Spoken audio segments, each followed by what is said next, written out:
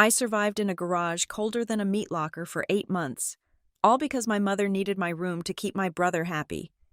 Rock Bottom was sleeping beside a lawnmower while they laughed inside the warm house. That changed the night I saved a homeless girl who whispered that her billionaire grandfather was looking for me. By morning, my mother was calling me sweetheart, and my brother was on his knees. My name is Celeste Harrington, and for the last 240 days, I have lived next to a rusted lawnmower and 4 plastic bins filled with Christmas decorations.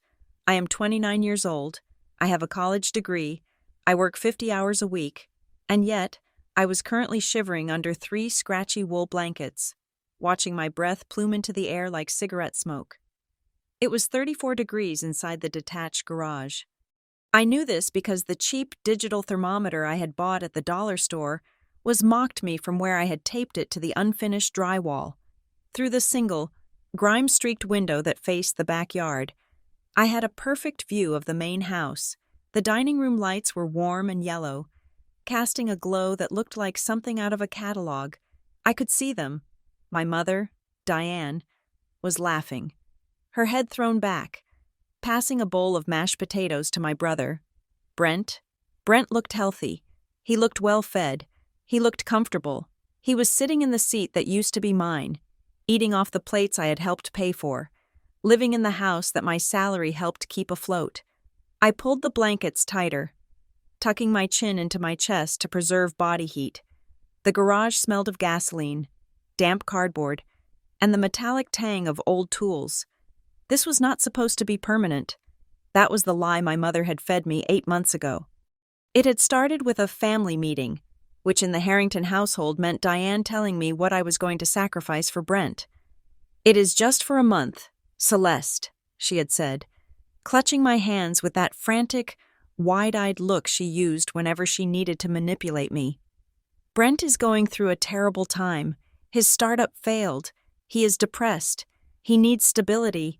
He needs his own space to get his mental health back on track." The space he needed was my bedroom, the master suite attached to the back of the house, the one I had renovated with my own savings 2 years ago. Diane claimed that the feng shui in the guest room was bad for his anxiety, or that the lighting was too harsh, or some other nonsense reason that boiled down to the only rule that mattered in our house. Brent was the prince, and I was the peasant who cleaned the stables.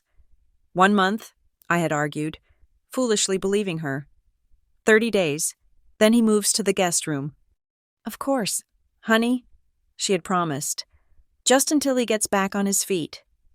1 month became 2, then summer turned to autumn. Now, winter was clawing at the garage door, and I was still sleeping on a cot, while Brent slept on my memory foam mattress. Every time I brought it up, Diane would tear up and ask why I was so selfish, why I wanted to kick my brother when he was down, why I could not just sacrifice a little comfort for the sake of the family. The irony was that Brent was not down. From my vantage point in the garage, I saw him come and go. I saw him bring new clothes into the house. I saw him laughing at the dinner table. He was the face of the family, the golden boy who just needed one more chance, one more loan, one more break. I was the backstage crew. I was the one who made sure the bills were paid and the lights stayed on so that Brent could shine. I rolled over on the cot, the springs screeching in the freezing silence. I stopped looking at the window. It hurt too much to watch them be a family without me. I felt buried alive in that cold, dark box, but I didn't know that I wasn't just being punished. I was being prepared to understand why I eventually burned their perfect life to the ground. You have to understand that the garage was not an accident. It was not a sudden misfortune. It was a carefully constructed cage, built plank by plank, lie by lie, over the last 2 years. Before the cold and the lawnmower became my roommates, I had a life that looked functionally normal from the outside. I worked as an operations coordinator for Northline Solutions, a logistics firm in a gray industrial suburb of Portland. My job was managing chaos. I spent 10 hours a day ensuring that shipments of timber, steel, and microchips got from point A to point B without the world ending. I was good at it. I was precise, organized, and reliable. My boss, a man who communicated exclusively in grunts and urgent emails, liked me because I fixed problems before he even knew they existed. I brought home $4,000 a month after taxes, and for the last 3 years, exactly $2,000 of that went directly into a joint account I shared with my mother, Diane. We called it the house fund. In my head, I called it my duty. My father had left us when I was 12, and Diane had drilled a mantra into my head every day since family survives together. Family is a fortress. When the mortgage rates adjusted and the payments spiked, I did not complain. I just picked up extra shifts. I covered the gap. I told myself that I was building equity, that this was my home too. But the mathematics of the Harrington household were never about equity. They were about Brent. Brent was 2 years older than me. He was handsome in a way that required constant maintenance, expensive haircuts, gym memberships, and a wardrobe that cost more than my car. While I was coordinating freight schedules at Northline, Brent was always on the verge of his big break. First, it was a drop-shipping business selling luxury watches that turned out to be cheap knockoffs. Then it was a cryptocurrency mining operation that only succeeded in tripling our electric bill. Most recently, he had declared himself a lifestyle consultant for high-net-worth individuals. This apparently involved buying $500 dinners he could not afford to network with people who did not want to hire him. Every time he failed, the debt landed on the kitchen table, and every time, Diane swept it up before it could touch him. He is a visionary, Celeste, she would tell me, scrubbing dishes with aggressive force. He just needs a runway. You have a steady job. You are safe. Brent is taking risks for all of us. When he makes it big, he will take care of us. I believed her for a long time, or maybe I just wanted to believe that my sacrifice meant something. The transition to the garage began 6 months before the night I found Tessa. It started with a conversation about mental bandwidth. Brent had come home one evening looking sullen. He had lost an investor for his latest venture, an app that was supposed to revolutionize dog walking. He threw his keys on the counter and slumped onto the sofa. Diane had immediately gone into crisis mode. She made him tea. She rubbed his shoulders. Then she turned to me. "He cannot focus in the guest room," she said. Her voice was low, reasonable, the voice of a mother just trying to solve a puzzle. "The street noise is too loud. The feng shui is blocking his creative energy. He needs the master suite at the back. He needs the quiet." The master suite was my room. "Mom, I paid to remodel the bathroom in there," I said. "I paid for the soundproofing windows." "Exactly," she said, her eyes wide and pleading. "It is perfect for him, just for a little while. Celeste, just until he gets his equilibrium back. You can take the guest room." I surrendered. I moved to the guest room. 2 weeks later, the narrative shifted again. Diane told me that the guest room was needed for storage for Brent's inventory. He had pivoted again, this time to reselling vintage sneakers, and boxes were piling up in the hallway. "The garage is insulated," Diane said. She did not look me in the eye this time. She was busy rearranging flowers in a vase. "We can put the space heater out there. It is practically a studio apartment. Besides, you are at work all day. You only need a place to sleep." It was a slow erosion of my boundaries. If she had told me on day one to sleep next to the oil stains on the concrete, I would have fought back. But she chipped away at me, inch by inch, framing every loss of mine as a necessary donation to the shrine of Brent. The rules of my exile were strict. "You know how light a sleeper your brother is." Diane told me the first night I dragged my mattress out to the concrete floor. "If you come in to use the bathroom after 10 at night, the plumbing wakes him up. He needs his rest. Celeste, stress is killing him." So, I was banned from the main house after 10 in the evening.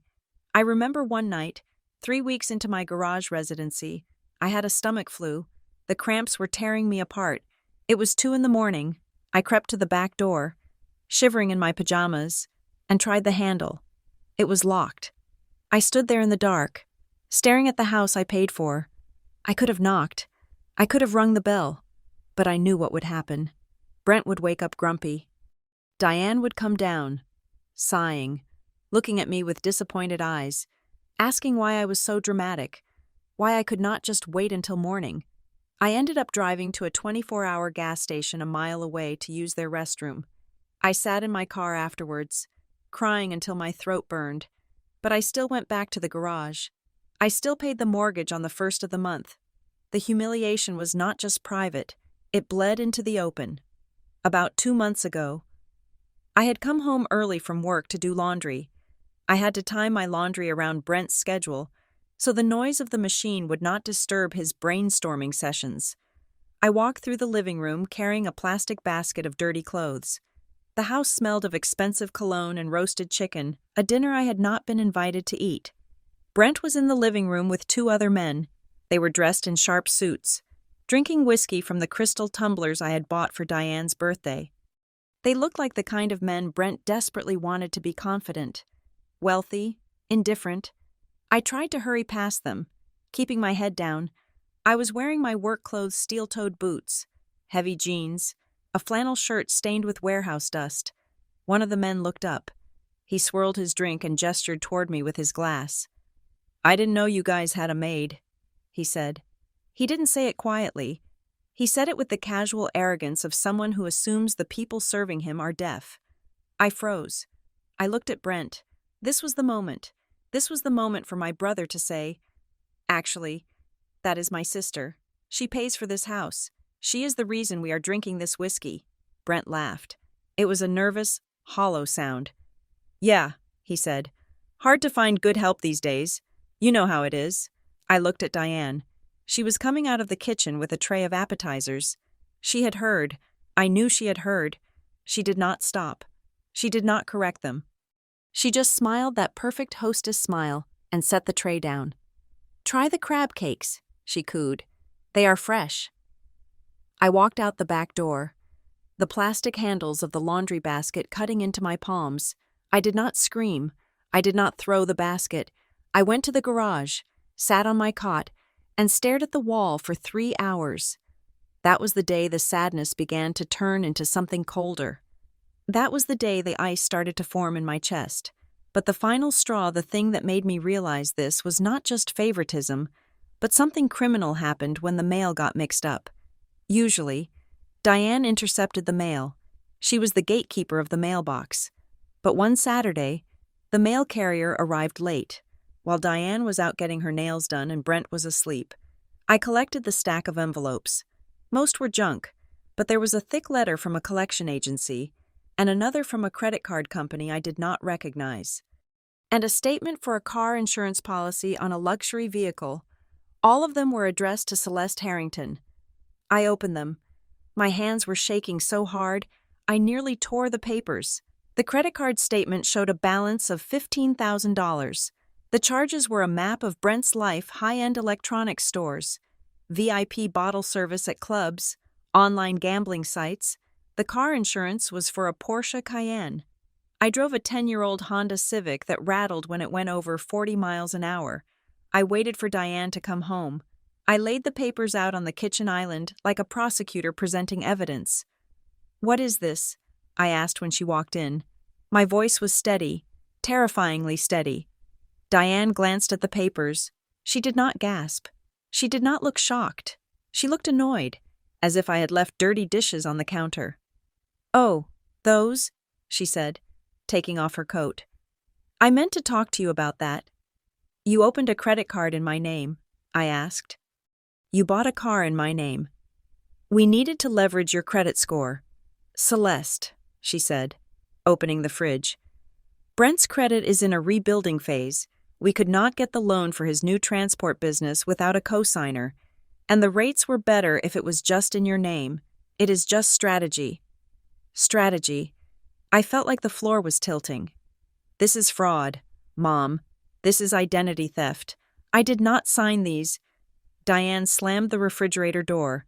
She turned on me, her face twisting into a mask of martyrdom. "Stop using those legal words," she snapped. "You are so calculating. Celeste, always counting pennies, always keeping score. This is your brother. He is going to pay it back as soon as the business takes off. Why do you have to be so difficult? You are the big sister. You are supposed to yield. You are supposed to help. I am paying the mortgage, I shouted. I am sleeping in a garage. How much more help do you want? Lower your voice, she hissed. Brent is resting. If you are going to be hysterical, go back outside. She swept the papers off the counter and into a drawer. I will handle the payments. Do not worry your pretty little head about it. I went back to the garage, but that night, I did not just sit and stare. I found an old notebook in one of the Christmas boxes, a black composition book. I found a pen. I started writing. November 3rd, discovered Visa account ending in 4022, balance $15,400, unauthorized. November 3rd, discovered insurance policy for Porsche, unauthorized. I wrote down everything I could remember, the dates I gave Diane cash, the times Brent came home with new watches, the conversations where they gaslit me into believing I was crazy for wanting a bedroom. I did not know what I was going to do with the list. I was still trapped by the invisible wires of guilt and duty. I still loved them, in a sick, broken way. I could not imagine calling the police on my own mother, but the fear was there, the sense that I was being hollowed out, that soon there would be nothing left of Celeste Harrington but a credit score and a corpse. The confirmation came 3 nights ago. It was late. I had snuck into the kitchen to get a glass of water, risking the wrath of the household laws. Brent was there. He was drunk, swaying slightly against the counter, eating leftover crab cakes with his fingers. He looked at me. His eyes were glassy and red. He did not look like a prince. He looked like a parasite that had grown too fat for its host. Celeste, he slurred. He grinned, a wet, sloppy expression. My little bank account. Go to bed, Brent, I said, turning to leave. He laughed. He reached out and patted my cheek. His hand was greasy. You think you are so holy, he mumbled. Sleeping in the shed, playing the martyr, but you are useful. Celeste, that is the best thing a woman can be. He leaned in close. The smell of whiskey was overpowering. You know, he whispered, I only live this life thanks to your name. Without your signature, poof, I would be nobody. So you keep sleeping in the cold. Okay, keep my credit clean. He stumbled away, laughing at his own joke. I stood in the dark kitchen. The cold from the garage had seeped into my bones. But this was a different kind of chill. This was the chill of realization. They were not just using me. They were consuming me. They were wearing my name like a skin suit while they burned my future to keep themselves warm. I walked back out to the garage. I looked at the lawnmower. I looked at the thermometer reading 34 degrees. And then, 2 nights later, I found Tessa in the rain. So when the black car pulled up and the men in suits walked past my mother like she was nothing, I did not feel fear. I felt the click of a lock finally turning. I felt the weight of the black notebook in my pocket. My brother had told me I was useful. He had no idea how right he was. The rain that night was not just weather. It felt like a judgment. It was the kind of freezing, relentless downpour that stripped away the pretense of civilization and left only the cold, hard truth of survival. Standing under the cracked plastic roof of the bus shelter, I felt the dampness seeping through the seams of my boots, gnawing at my toes. I had hesitated before approaching her. That was the ugly truth I had to live with. When I first saw the bundle of wet gray fabric huddled against the graffiti-stained concrete, my first instinct had been self-preservation. I was tired. I was broke. I was living in a garage. I did not have the emotional currency to spend on a stranger's tragedy. But then I saw the hand twitch. It was a spasm of pure, physiological distress. I knelt on the wet pavement, the water immediately soaking through the knees of my work trousers. The girl Tessa, as I would soon learn, was vibrating. It was not just shivering. Her body was convulsing in a rhythm that suggested her core temperature was dropping into the danger zone. I shrugged off my heavy coat, the one I had bought 3 years ago for a ski trip I never took because Brent needed the deposit money for a car repair. I draped it over her. Hey, I said, my voice fighting the roar of the storm. Can you hear me? I am going to call for help. I pulled out my phone, my thumb hovering over the emergency dialer. Suddenly, a hand shot out from the rags. It was ice cold and gripped my wrist with a strength that shouldn't have been possible for someone so frail. Her eyes snapped open. They were wide, rimmed with red, and filled with a terror that had nothing to do with the cold. "No," she rasped. The word tore out of her throat. "No ambulance. No hospital." "You are hypothermic," I argued, trying to keep my voice calm. "You need a doctor. You need to get warm." "If I go to a hospital, they put me in the system," she gasped, her teeth chattering so hard I worried they might crack. "If I am in the system, the trustee finds me. He always finds me. Please, he will take me back." The sheer panic in her voice stopped me. It was specific. Drunks and addicts usually didn't talk about trustees. They didn't talk about the system as if it were a hunting dog. They talked about pain, or hunger, or the police. This girl sounded like an escaped prisoner of war. I looked at the phone, then I looked at her. "I cannot leave you here," I said. "You will die tonight. Just somewhere dark," she whispered. "Somewhere he cannot look." I made a decision that defied every logic my mother had ever drilled into me. I put my phone away. "Okay," I said. "I have a place. It is not a palace. In fact, it is barely a room, but it is off the grid." Getting her back to the house was a covert operation. The rain was my ally here. It masked the sound of our footsteps and blurred the visibility. The Harrington house stood on the corner, its windows glowing with that deceptive warmth I knew so well. I could see the silhouette of my mother moving in the kitchen. If she looked out, if she saw me dragging a filthy, half-conscious stranger toward her property, the explosion would be nuclear. She would not see a dying girl. She would see a liability. She would see dirt. She would see a threat to Brent's peace of mind. I guided Tessa around the side of the house, keeping to the shadows of the rhododendron bushes. My heart was hammering against my ribs, a frantic rhythm of fear and adrenaline. We reached the side door of the garage. I fumbled with my keys, my fingers stiff with cold, praying the lock wouldn't stick like it sometimes did. It clicked open. I shoved the door inward and practically carried Tessa over the threshold, closing the world out behind us. The silence of the garage was sudden and heavy.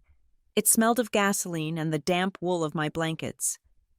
I guided her to my cot, the narrow, creaking folding bed that had been my sanctuary and my prison for 240 days. "Sit," I commanded gently. I went into overdrive. I stripped off her soaked outer layer, a heavy canvas jacket that weighed 10 pounds with water. I found my stash of clean towels, the ones I hid so Brent wouldn't use them to wash his car, and started drying her hair. She sat there, passive, her eyes tracking me. She looked like a drowned cat, small and sharp-boned. I plugged in the electric kettle I kept on my makeshift desk, a plank of wood balanced on 2 cinder blocks, while the water boiled. I opened a can of soup and set it on the hot plate. "Here," I said, handing her a mug of hot tea. "Drink, slowly." She wrapped her hands around the ceramic mug, bringing it to her face as if inhaling the heat. She took a sip, then another. The convulsing began to slow down into a steady, rhythmic shiver. "You live in a garage," she said. It wasn't a question. Her voice was raspy, but the delirium seemed to be receding, replaced by a sharp, observational intelligence. "It is temporary," I lied. It was the same lie I told myself every night. She looked around. Her gaze took in the lawnmower parked in the corner, the stacks of plastic bins labeled Christmas and Easter, the extension cord snaking from the main house window to power my single lamp. "Nice house out front," she noted. "Big, expensive." "That is my mother's house," I said, stirring the soup. "And you are out here?" She took another sip of tea. "Did you do something bad?" I laughed, a dry, humorless sound. "No, I did something stupid. I was a good daughter." I handed her the bowl of soup. She ate with a desperate, focused intensity, scraping the bottom of the bowl.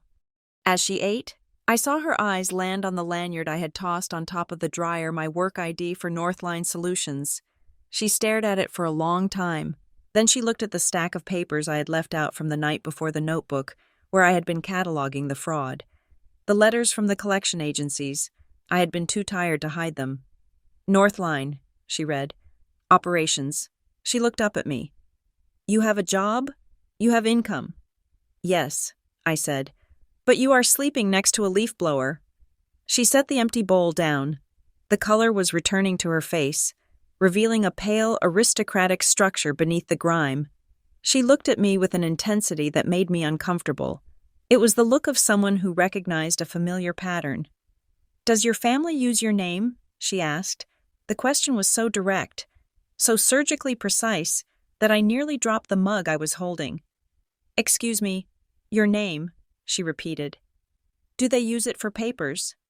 For signing things they do not want to be responsible for. I felt a cold prickle on the back of my neck. Why would you ask that? Tessa pulled the blanket tighter around her shoulders. She looked toward the single window that faced the house. The lights inside were off now. Because I know the look, she said softly. You have the look of someone who has been convinced that their only value is what they can give away. You are the safe one, the one who cleans up, the one who signs. I stared at her. A homeless girl I had just dragged out of the gutter was reading my life like it was written on my forehead. My brother, I found myself saying. The words tumbled out before I could stop them. He needed help. My mother said it was for the family. Tessa nodded. A dark, cynical smile touched her lips. It is always for the family. That is how they get the first signature. Then the second one is easier, and by the third one, you are just an asset to be managed. She leaned back against the wall, closing her eyes. I know, she whispered. I was an asset too. I wanted to ask her what she meant. I wanted to ask who they were. But her energy crashed as quickly as it had surged. Her breathing deepened, hitching slightly with every exhale.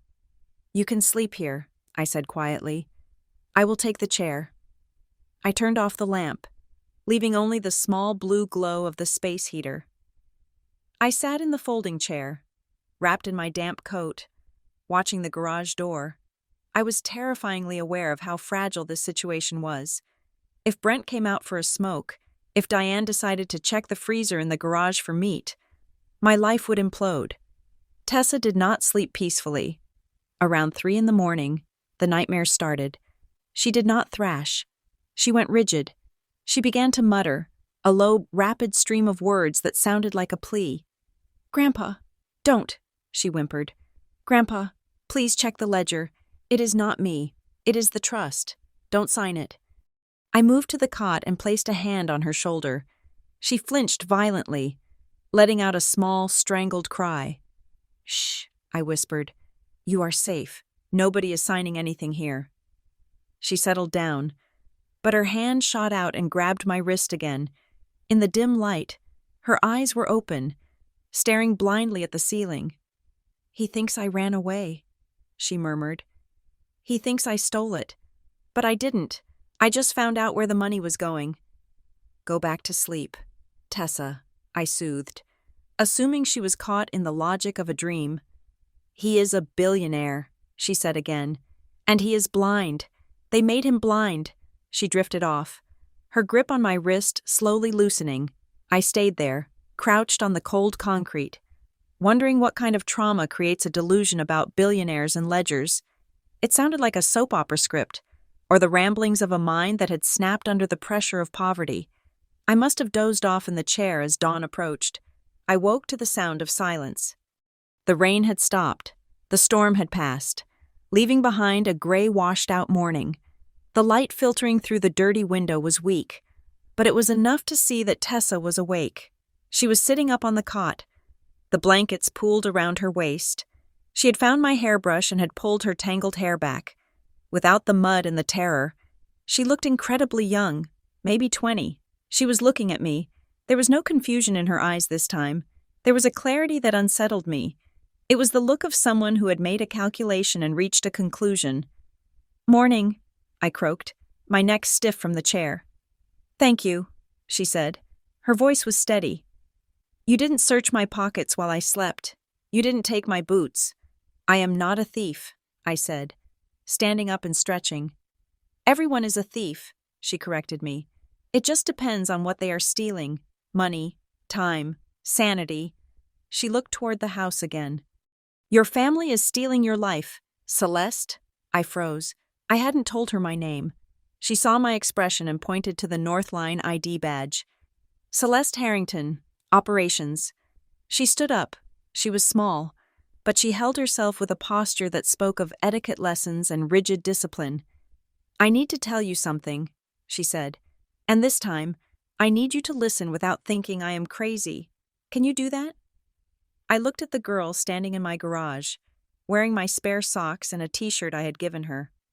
Okay, I am listening. My grandfather is Malcolm Vale, she said. The name meant nothing to me. I was too busy balancing my checkbook to follow the lives of the ultra-wealthy. Okay, I said. He is very powerful, she continued, and very protective. I ran away because the people he trusts, the people managing his life and mine, were hurting me. They were erasing me, just like your mother is erasing you. She stepped closer. I told you last night that he wants you. That wasn't a dream. He has a security team. They track me. They are probably triangulating my position right now because I turned my phone on for 10 seconds to check the time. She reached out and took my hand. Her skin was warm now. When they get here, and they will get here, they are going to be scary. They are going to look like they want to hurt you, but they won't, because my grandfather gave me one instruction before things went bad. He said if I ever found someone real, someone who wasn't on the payroll, I should trust them. She squeezed my hand. He wants to meet the person who didn't leave me in the rain.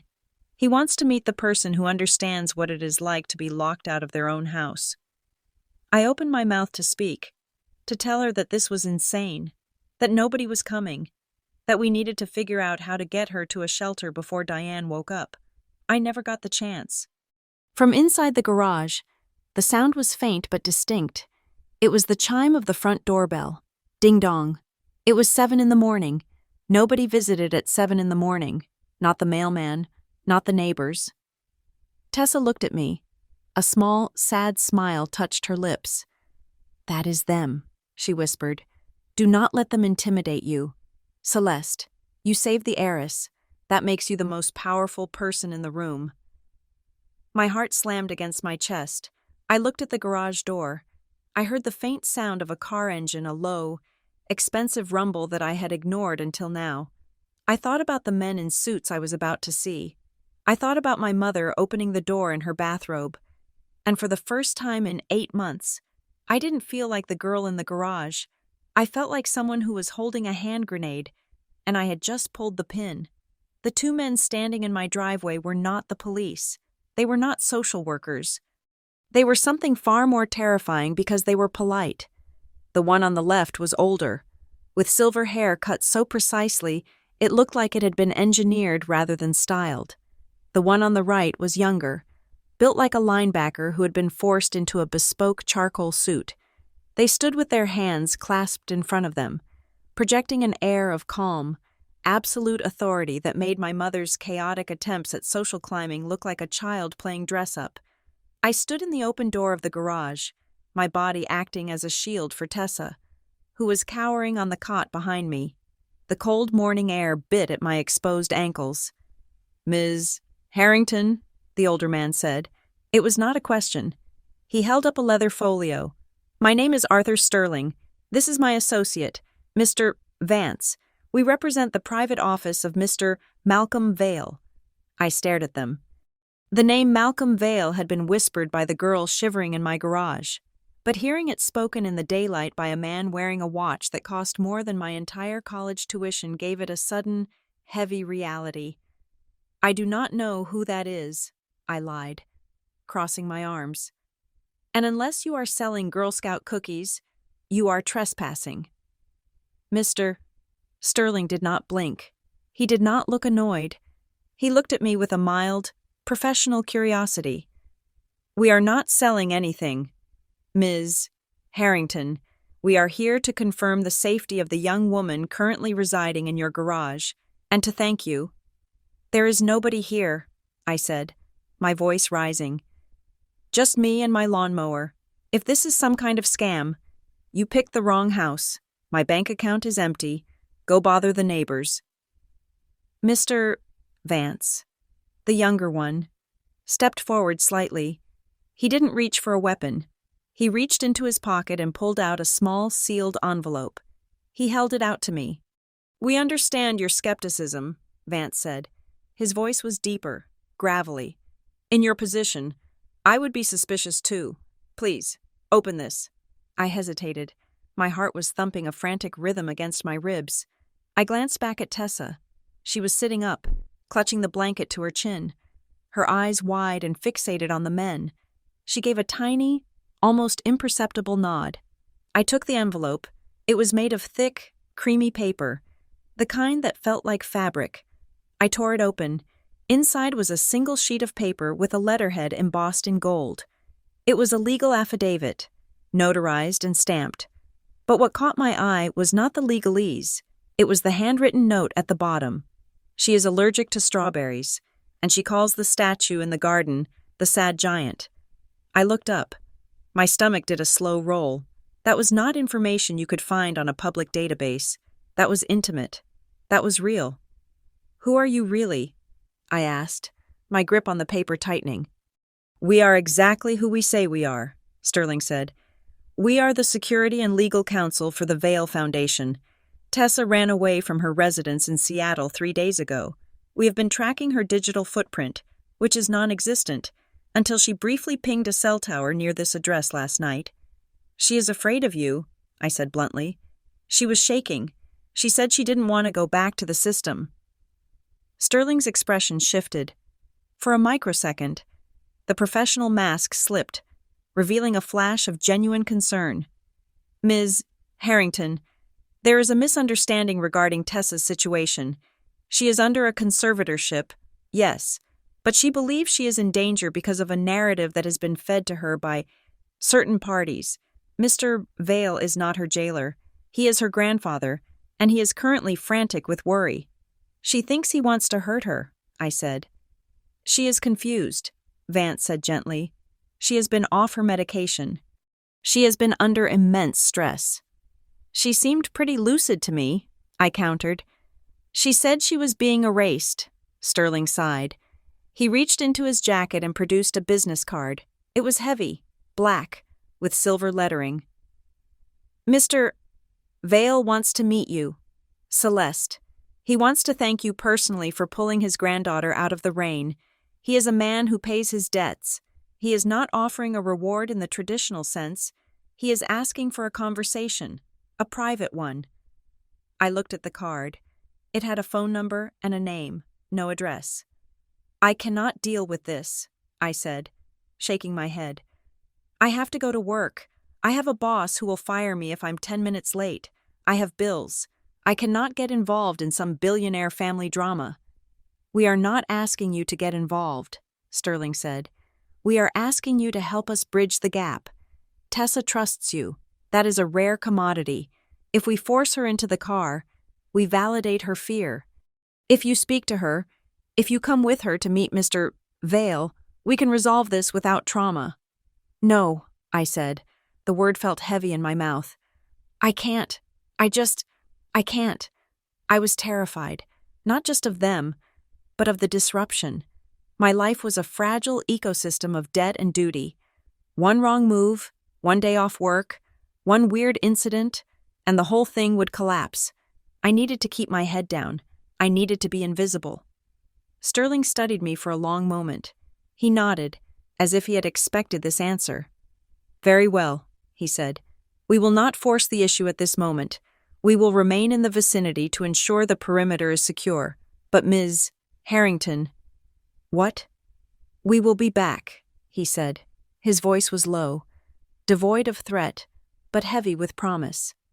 Not to persuade you, but to protect. Because if we found her, others can too, and the others are not as polite as Mr. Vance and myself. They turned and walked back to the black car. They didn't drive away.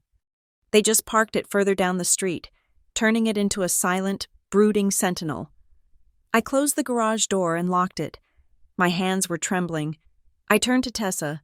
She was sitting on the edge of the cot, staring at the floor. "You are not just homeless, are you?" I asked. She looked up. Her eyes were dry now. "I told you, I am an asset." "They said you are under a conservatorship," I said, sitting on the folding chair opposite her. "That means you can't control your own money. You can't make decisions." "It means I am a prisoner," she corrected me.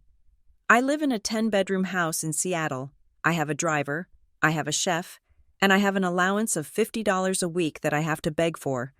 My phone is cloned. My emails are read before I send them. I am 22 years old, Celeste, and I am not allowed to buy a cup of coffee without 3 people signing off on it." "Why?" I asked. "Why would they do that?" "Because if I am incompetent, they get to manage the trust fund my grandmother left me," she said. "The trustee. He tells my grandfather that I am sick, that I am unstable, that I need protection, and my grandfather, he is old. He believes them. He signs the papers." She looked at me, her gaze piercing. "I found a variance," she whispered. "I saw a statement on the trustee's desk when he was out of the room. Money was moving, big money, into companies that don't exist. I tried to tell my grandfather, but they stopped me. They told him I was having a paranoid episode. They threatened to send me to a facility." I listened, and as the words settled in the cold air of the garage, I felt a sickening sense of recognition. It was the same script, different set, different actors, but the same script. Tessa was controlled by a legal system that called itself protection. I was controlled by a guilt system that called itself family. Diane told me I was selfish so she could take my room. Tessa's handlers told her she was crazy so they could take her money. Diane used the phrase "for the family" to justify theft. Tessa's trustee used "for her safety" to justify imprisonment. We were both being eaten alive by the people who were supposed to love us. "So you ran," I said. "I ran," she nodded. "I had to get away from the luxury. It is harder to breathe in a silk cage than an iron one." "Celeste, at least in an iron cage. You know you are a prisoner. In the silk one, everyone tells you how lucky you are while they tighten the noose." I looked at the stack of bills on my makeshift desk.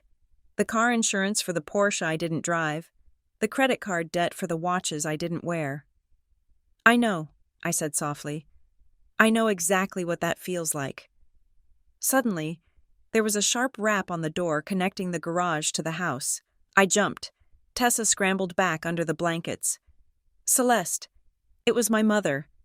Her voice was muffled by the wood, but the tone was unmistakable. It wasn't the screech she used when I forgot to take out the trash. It wasn't the dismissive drone she used when asking for rent money. It was chirpy. "Celeste, honey, are you in there?" I signaled for Tessa to stay silent. I walked to the door and cracked it open just an inch. Diane was standing in the laundry room. She was wearing her good pearls. She had put on lipstick, the expensive shade she saved for church and bank appointments. She was smiling. It was a smile that didn't reach her eyes, a smile that looked like it had been painted on with enamel. "Mom," I asked, keeping my body in the gap so she couldn't see inside. "What is it I'm getting ready for work?" "Oh, hush about work for a second," she said, waving a hand dismissively. She tried to peer over my shoulder. "I saw a car outside, a very substantial car, and 2 men in very nice suits were talking to you in the driveway." She leaned in, her eyes gleaming with a predatory curiosity. "Who were they?" "Celeste. They didn't look like your usual crowd. They looked important." I felt a wave of nausea. Of course. She hadn't cared when I was dragging a sick girl through the rain. She hadn't cared that I was freezing, but the smell of money that cut through everything. "They were just asking for directions," I said, trying to close the door. Diane put her foot in the jamb. She was wearing her fuzzy slippers, but the action was aggressive. "Don't lie to me, sweetheart," she purred. The term of endearment sounded like an insult coming from her mouth. Neighbors saw them too. Mrs. Gable across the street said they looked like federal agents or bankers. "Is there something you want to tell the family? Did you meet someone? Someone with resources?" She looked at me with a sudden, horrifying respect. It was the look a butcher gives a prize pig. "It was nothing, Mom. Just a mistake." "A mistake doesn't drive a Maybach," she said sharply. Then her voice softened again, sliding back into the manipulative sweetness. "You know, Brent has been looking for investors, high-level investors. If you have made a connection, Celeste, it is your duty to share it. We are a team. Remember." She reached out and touched my arm. Her fingers felt like claws. "I am just worried about you," she lied. "I want you to have the best, and if these men are offering opportunities—" She paused. She looked at me, her eyes narrowing, stripping away the motherly facade to reveal the accountant underneath. "Did they mention—" She licked her lips. "Money." The question hung in the air, gross and heavy. She didn't ask if I was safe. She didn't ask if I was in trouble. She asked about the one thing that mattered to her. I looked at the woman who had birthed me, the woman who had put me in a garage to keep her son happy. And I realized that if she knew about Tessa, if she knew there was a billionaire's granddaughter hiding 10 feet away, she wouldn't help her. She would sell her. "No, Mom," I said, my voice cold. "They were just asking for directions to the highway." I pulled the door shut and locked it. I heard her scoff on the other side, muttering about how I was always holding out on them. I turned back to the garage. Tessa was watching me. "She smells it," Tessa whispered. "The blood in the water." "Yeah," I said, grabbing my bag. "She does." I looked at the card Mr. Sterling had given me. I had planned to throw it away. I had planned to ignore it. But now, with my mother's greedy question echoing in my ears, the card felt less like a threat and more like a weapon. "We have a problem," I told Tessa. "She is not going to let this go. She is going to dig, and if she finds you—" "She will trade me," Tessa finished the sentence. "She will call the number on the missing person flyer and ask for a finder's fee." "Exactly." I took a deep breath. I was late for work. I was tired. I was scared. But for the first time in my life, I wasn't just going to take it. "Pack your things," I said to Tessa. "We are not staying here tonight." "Where are we going?" she asked. I looked at the business card again. Malcolm Vale. "I don't know yet," I said, "but we are going to find out just how powerful your grandfather really is." The collapse of my reality didn't happen with a bang. It happened with a mouse click. I was sitting at my desk at Northline Solutions, staring at a dual monitor setup that usually displayed shipping manifests and trucking routes. But today, during my lunch break, I had opened a tab that I'd been too afraid to look at for years. The conversation with Tessa, the arrival of the men in the black car, and my mother's predatory question about money had finally pushed me over the edge. I logged into a credit monitoring service. I had to reset my password because I hadn't checked it since I bought my Honda Civic 5 years ago. My hands were sweating, leaving damp marks on the cheap laminate of the desk. The page loaded. A circle appeared on the screen. Inside the circle was a number 580. My stomach dropped. That was impossible. I paid my bills on time. I had zero carryover debt on my personal cards. I was the person who paid the full balance every single month. My score should have been in the high 700s. I clicked on the tab labeled Open Accounts. The list populated, and the air left my lungs. There were the usual suspects: my student loans, my car payment, my modest credit card, but at the top of the list, glowing in red, was a personal loan from a company called Quick Capital Lending. The principal amount was $50,000.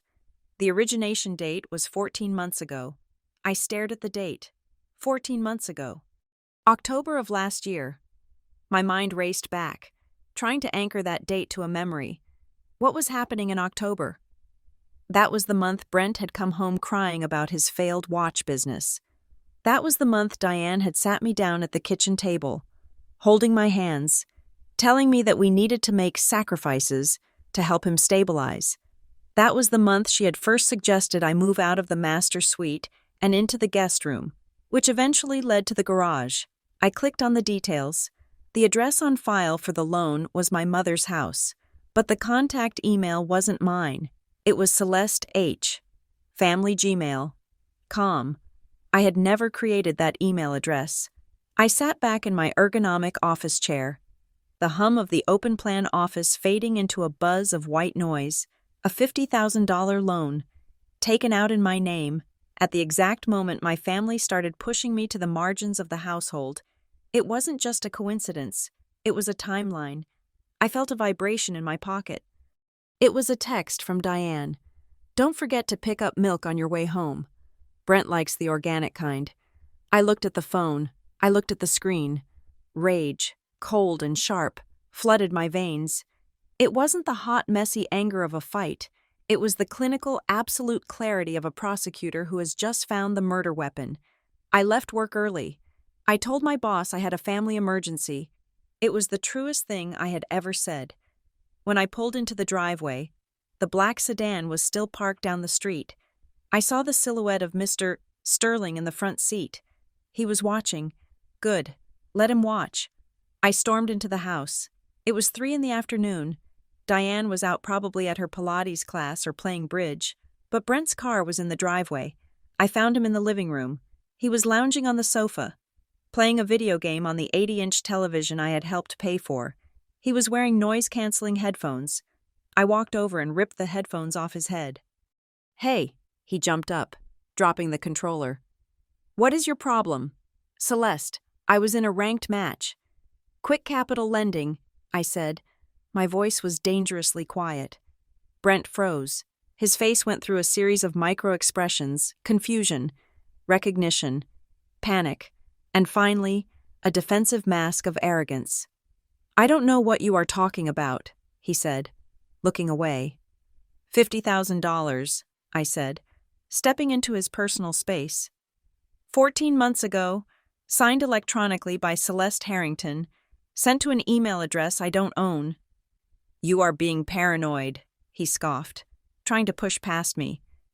"It is just a business thing, a bridge loan. I am handling it." "You are handling it?"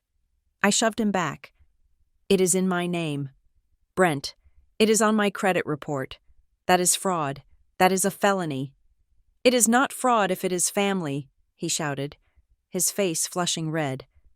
"God, you are so dramatic. Mom said you would react like this. That is why we didn't tell you." The world stopped spinning for a second. "Mom knew?" I asked. Brent rolled his eyes, as if explaining something to a toddler. "Mom set it up. Genius. I couldn't get approved.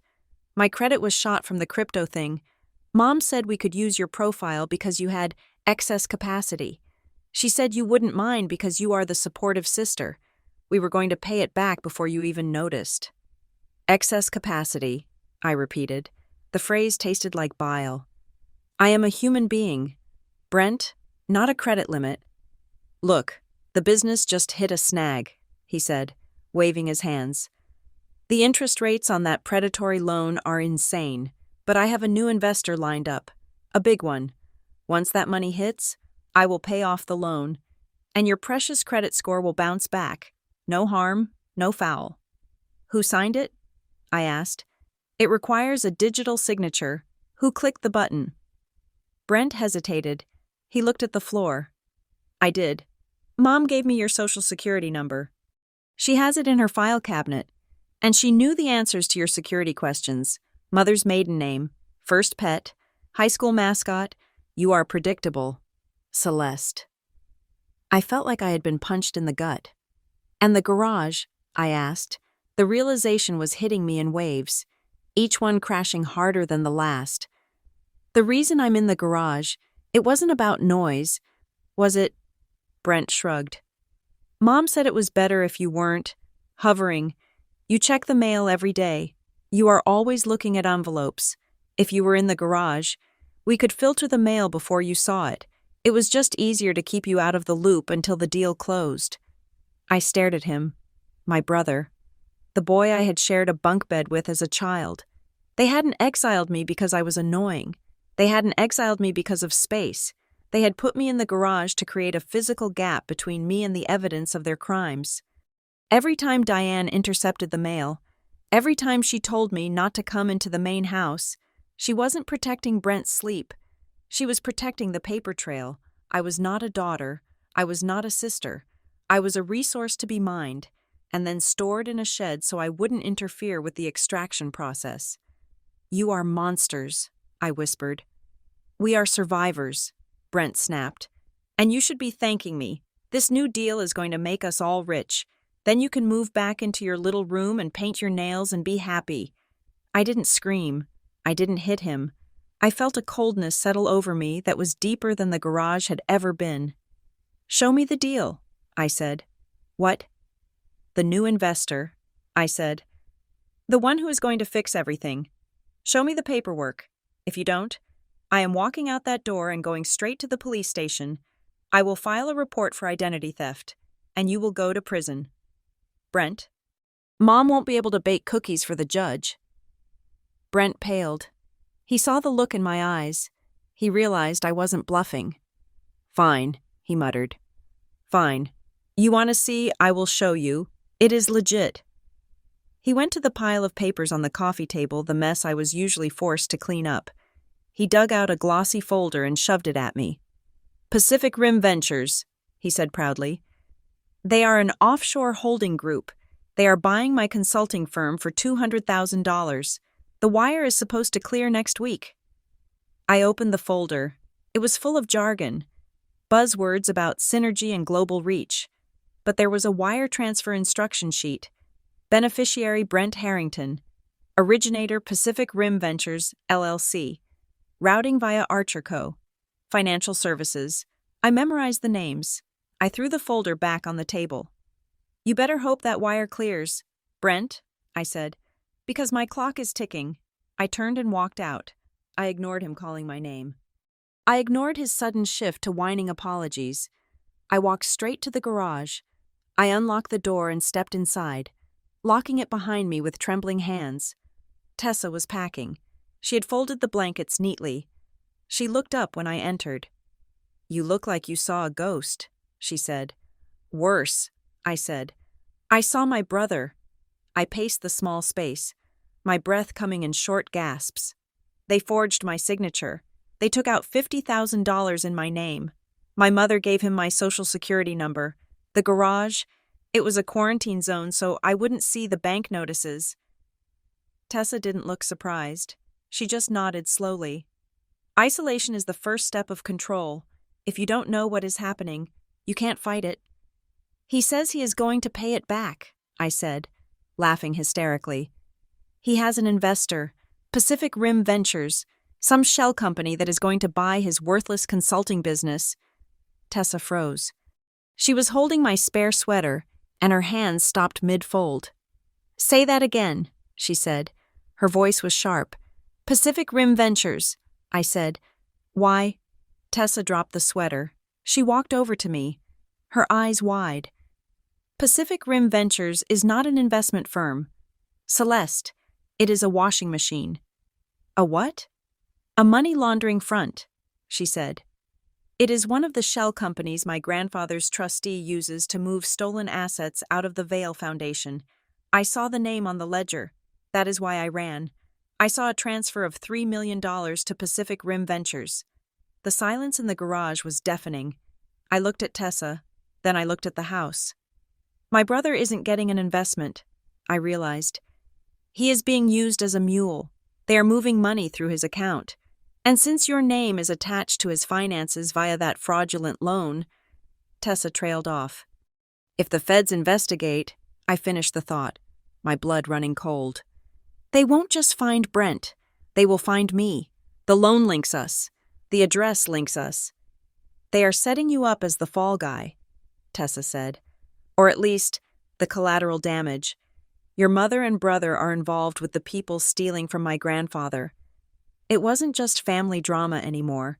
It wasn't just a toxic mom and a lazy brother, it was a criminal enterprise. My mother's desperate social climbing had connected her with the sharks circling the Vale fortune, and she had thrown me into the water to distract them. I felt a sudden clarity. The fear was gone. The sadness was gone. All that was left was a burning need to survive. I reached into my pocket and pulled out the black business card Arthur Sterling had given me. Malcolm Vale. I looked at Tessa. "You said your grandfather is looking for someone real," I said. "Someone who isn't on the payroll." "Yes," she said. "And you said he is blind to what is happening." "Yes." I dialed the number on the card. It rang once. "Sterling." The voice answered immediately, crisp, professional. "This is Celeste Harrington," I said. "I am in the garage." "Ms. Harrington," Sterling said. I could hear the relief in his tone. "Is everything all right?" "No," I said. "Everything is wrong, but I'm ready to talk." "We can be there in 30 seconds, he said. "Wait," I said. "I am not calling to turn Tessa over, and I am not calling for a reward." "Then why are you calling?" "I am calling because your boss has a leak in his organization," I said, looking at the house where my family was undoubtedly planning how to spend their dirty money. "And that leak is currently flooding my house. I will bring Tessa to meet Mr. Vale, but I have conditions." "Name them." "I don't want money," I said. "I want a lawyer, and I want 10 minutes with Malcolm Vale alone. Because I have some questions about Pacific Rim Ventures that I think he needs to hear." There was a long pause on the other end of the line, a pause that told me I had just said the magic words. "We will have a car ready," Sterling said. His voice had changed. It was no longer the voice of a protector. It was the voice of a soldier who had just found an ally. I hung up. I turned to Tessa. "Grab your stuff. We are leaving." "Are we going to tell your mom?" she asked. "No," I said, grabbing my notebook, the black book where I had recorded every slight, every debt, every lie. "We are not going to tell her anything. We are going to let her think she won. We are going to let her think I am still the stupid girl in the garage." I opened the door. The black car was already moving toward the driveway, its headlights cutting through the gray afternoon like searchlights. "Let's go meet a billionaire," I said. The building was not a glass skyscraper screaming for attention. It was a limestone fortress in the oldest part of the city, a place where the streets were cobblestone and the silence felt expensive. There was no sign out front, just a brass plaque with the number 412 polished to a mirror finish. The black sedan glided to a halt. Arthur Sterling, the silver-haired man who had practically abducted us from my driveway, albeit politely opened the door. "5th floor," he said. "The Vale Foundation." I stepped out, clutching my bag. I was still wearing my work-clothes steel-toed boots and jeans that smelled faintly of warehouse dust. Beside me, Tessa looked like a refugee from a high-fashion disaster, wearing my oversized gray sweater and clutching a backpack I had given her. We rode the elevator in silence. It was lined with mahogany and smelled of lemon oil. When the doors opened, we stepped into a space that felt less like an office and more like a private library. The carpets were thick enough to silence our footsteps. The walls were lined with books that looked like they had been read, not just bought for decoration. At the far end of the room, behind a desk that was large enough to land a helicopter on, sat Malcolm Vale. I had expected a caricature of a billionaire, someone loud, tanned, and aggressive. Malcolm Vale was none of those things. He was a man made of sharp angles and gray wool. He was sitting perfectly still, his hands folded on the leather desk pad. He looked old, perhaps in his late 70s, but his eyes were not clouded with age. They were laser-focused, pale blue, and terrifyingly intelligent. He did not smile when we walked in. He stood up slowly, leaning on a cane with a silver handle. "Tessa," he said. His voice was dry, like paper rustling. "Grandpa," Tessa whispered. She didn't run to him. She walked over slowly and took his hand. He didn't hug her.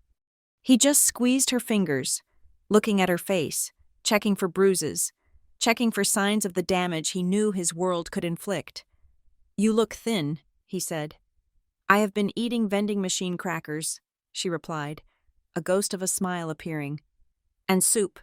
Malcolm turned his gaze to me. It felt like being scanned by an X-ray machine. He looked at my boots. He looked at my cheap jacket. He looked at my face. And this is the Samaritan, he said. My name is Celeste Harrington, I said. Standing straighter, I refused to be intimidated. I had survived my mother for 29 years. I could handle a billionaire. Ms. Harrington, Malcolm said, gesturing to a leather chair opposite his desk. Please, sit. Mr. Sterling tells me you are pragmatic. I am tired, I corrected him, taking the seat. And I am angry. Those are better motivators than pragmatism. Malcolm sat back down. Anger is a fuel. I have used it to build industries. The question is whether you control the burn, or if it burns you. He opened a file on his desk. It was a physical file, not a tablet. Sterling says you identified a shell company called Pacific Rim Ventures, Malcolm said. How? My brother, I said. He thinks they are an angel investor. They are buying his consulting firm, or rather, they are funneling money through it. Malcolm nodded slowly. Tessa was right to trust you. Most people would have seen a payday. You saw a trap. I saw a felony, I said. Identity theft. Specifically, my name is on the loans that feed into my brother's accounts. Malcolm leaned forward. The air in the room shifted. It was no longer a grandfather thanking a rescuer. It was a boardroom negotiation. Ms. Harrington, my granddaughter did not run away because she was having a mental breakdown, as her trustee claims. She ran away because she found anomalies in the family trust, large sums of money moving into unauthorized accounts. When she tried to flag it, her medical team paid for by the trustee suddenly decided she was unstable. They were preparing to institutionalize her to keep her quiet. I looked at Tessa. She was sitting on the arm of her grandfather's chair, looking vindicated. I am launching an internal investigation, Malcolm continued. It has to be internal, because if I go to the authorities now, the people stealing from me will burn the evidence and flee. They are embedded deep in my organization, my lawyers, my accountants. I do not know who is loyal. Why are you telling me this? I asked. I am nobody. I work in logistics. Because you are outside the blast radius, Malcolm said. You have no connection to my payroll. You have no loyalty to my staff. And you saved Tessa when it would have been easier to walk away. He slid a document across the desk toward me. I have a proposition. I need to remove Tessa from the legal custody of her current trustee immediately. But I cannot do it myself without triggering a vote of no confidence from the board, who believe I am too old and sentimental. I need an independent party, a third-party guardian. He tapped the paper. I want to appoint you as Tessa's temporary protective agent. It is a legal role. You would hold her medical and financial proxy for the duration of the investigation. You would be her shield. I stared at him. You want me to be her legal guardian? I live in a garage. Mr. Vale, I have $50 in my checking account and a credit score that just tanked. I am not exactly guardian material. On the contrary, Malcolm said, his eyes narrowing. You are perfect. You have lived in a hostile environment for 8 months without breaking. You understand how to survive gaslighting. You understand how to navigate a system that is rigged against you. And most importantly, he paused, a faint smile touching his thin lips. You are not afraid to say no. You said no to my security team this morning. You are saying no to me right now. My entire staff consists of yes men. I need someone who can stand in front of a judge, or a doctor, or a trustee, and say no. I don't know the law, I said. Mr. Sterling does, Malcolm countered. He will provide the legal ammunition. You just have to pull the trigger. I looked at the document. It was insane. It was the kind of thing that happened in movies, not in real life. But then I thought about the men in suits who had come to my house. I thought about Tessa shaking in the rain. If I do this, I said slowly, what happens to my family? Because if I step into this, they are going to come after me. My mother will not like losing control. Malcolm opened another folder. That brings us to the Oregon connection. He pulled out a sheet of paper. It was a printout of a wire transfer log. We looked into Pacific Rim Ventures based on your tip, Malcolm said. It is indeed a shell company we suspect is being used by my rogue trustee. We tracked the recruitment fees, the money paid to the people who find mules like your brother. He pointed to a line item. Your brother didn't just stumble into this. He was recruited. Someone introduced him to the contact at Pacific Rim. Someone vouched for him. Someone told the launderers that Brent Harrington was desperate, greedy, and stupid enough to sign anything. Who? I asked. My throat felt tight. Does the name the Ladies' Philanthropic Circle of Portland mean anything to you? Malcolm asked. My mother is a member, I said.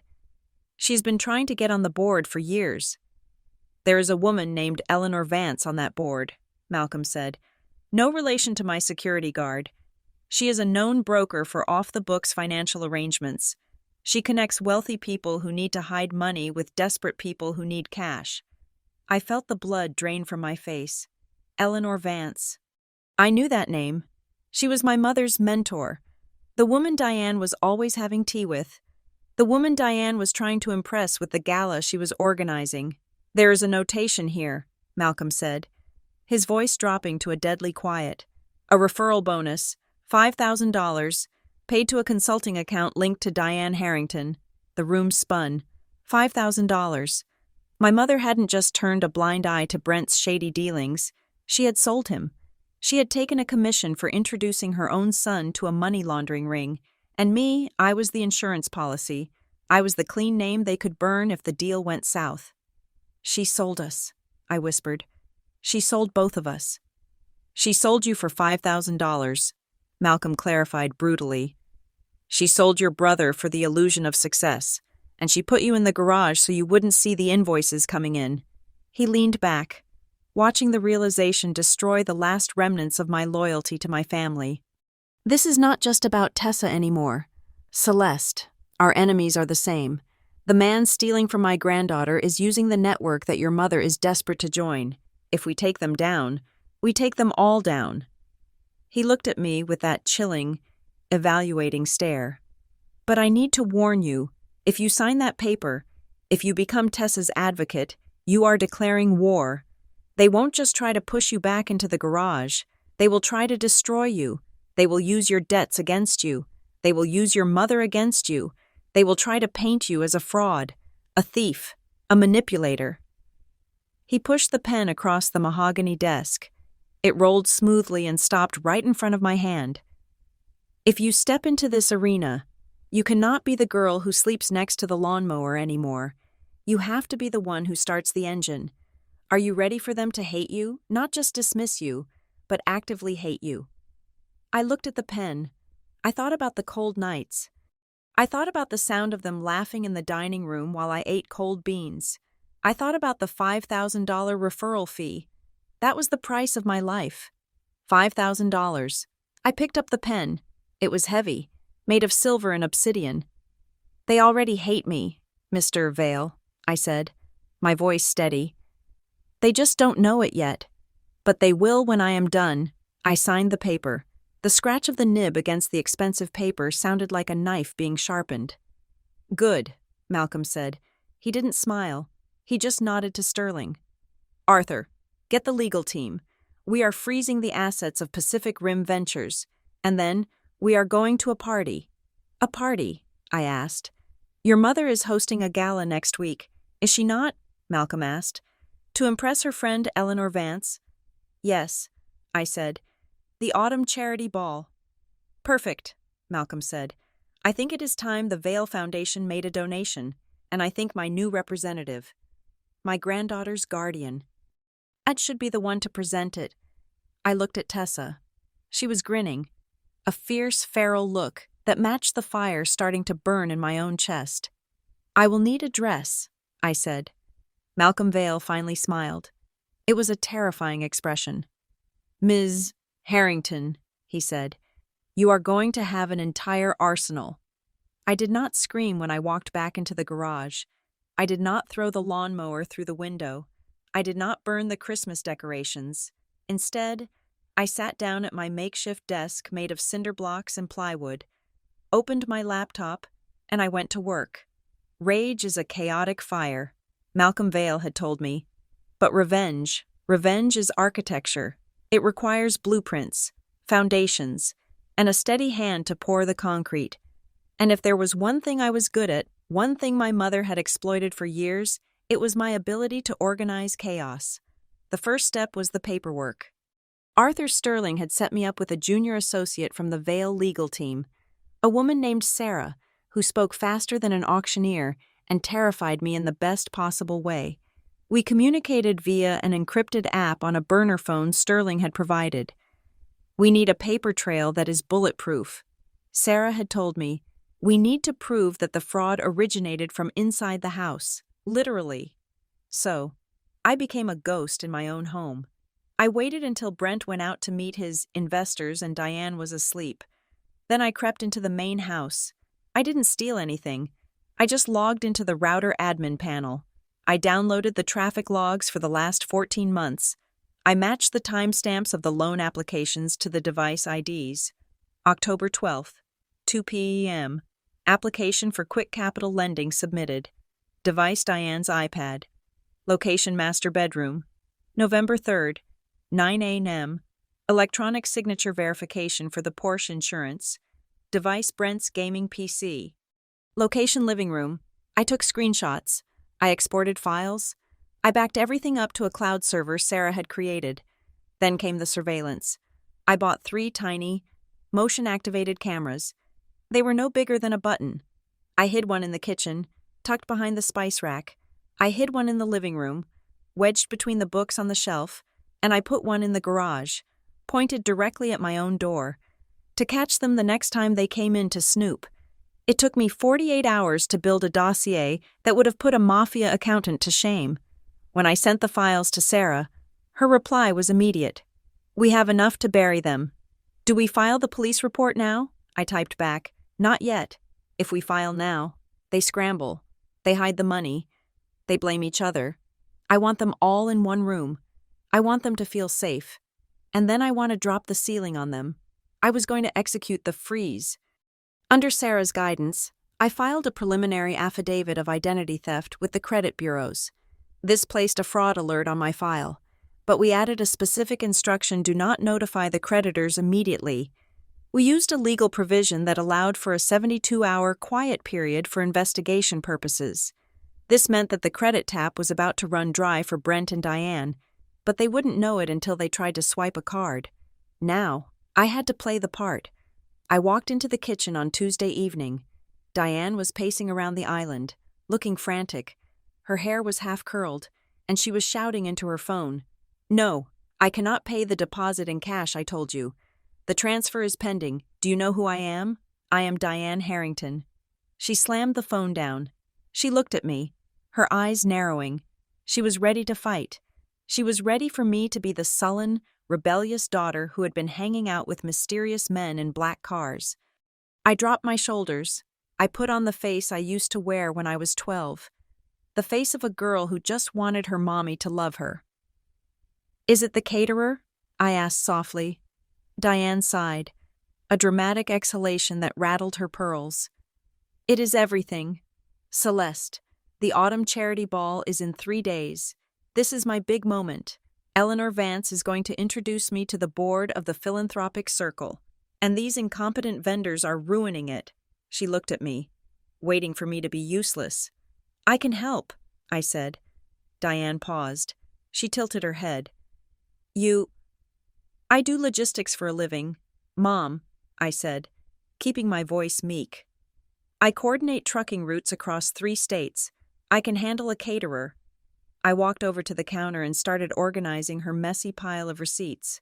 I know I have been difficult lately. I lied. The words tasted like ash. I was just stressed about money, but I thought about what you said, about family needing to stick together. Diane's face softened. Not with love, but with relief. She had her servant back. Oh, honey, she cooed, coming over to hug me. She smelled of expensive perfume and betrayal. I knew you would come around. I told Brent. Give her time. She just needs to cool off. We are doing this for you. You know, all of this. I felt the phone in my pocket. The voice memo app was running. For me? I asked, pulling back slightly to look her in the eye. Putting me in the garage was for me. Of course, she said, stroking my hair. You were so anxious about the bills. Celeste, you were obsessing over every penny. We took that burden away from you by handling the finances, by giving Brent the lead. We were trying to protect you from the stress. I signed those papers because I knew you would be too scared to take the risk, and I wanted you to have the reward without the fear. Bingo. She had just admitted to signing the papers. She had just admitted to the fraud. And she had framed it as an act of maternal benevolence. Thanks, Mom, I said. I get it now. Good, she said, patting my cheek. Now, fix the caterer and the seating chart. Eleanor Vance needs to be at the head table with the heavy hitters. I will take care of everything, I promised.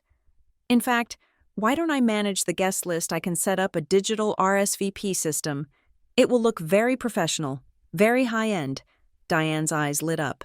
Digital like a QR code thing. Exactly, I said. VIPs love that stuff. It makes it feel exclusive. She handed me the binder. She handed me the keys to the kingdom. You are a lifesaver.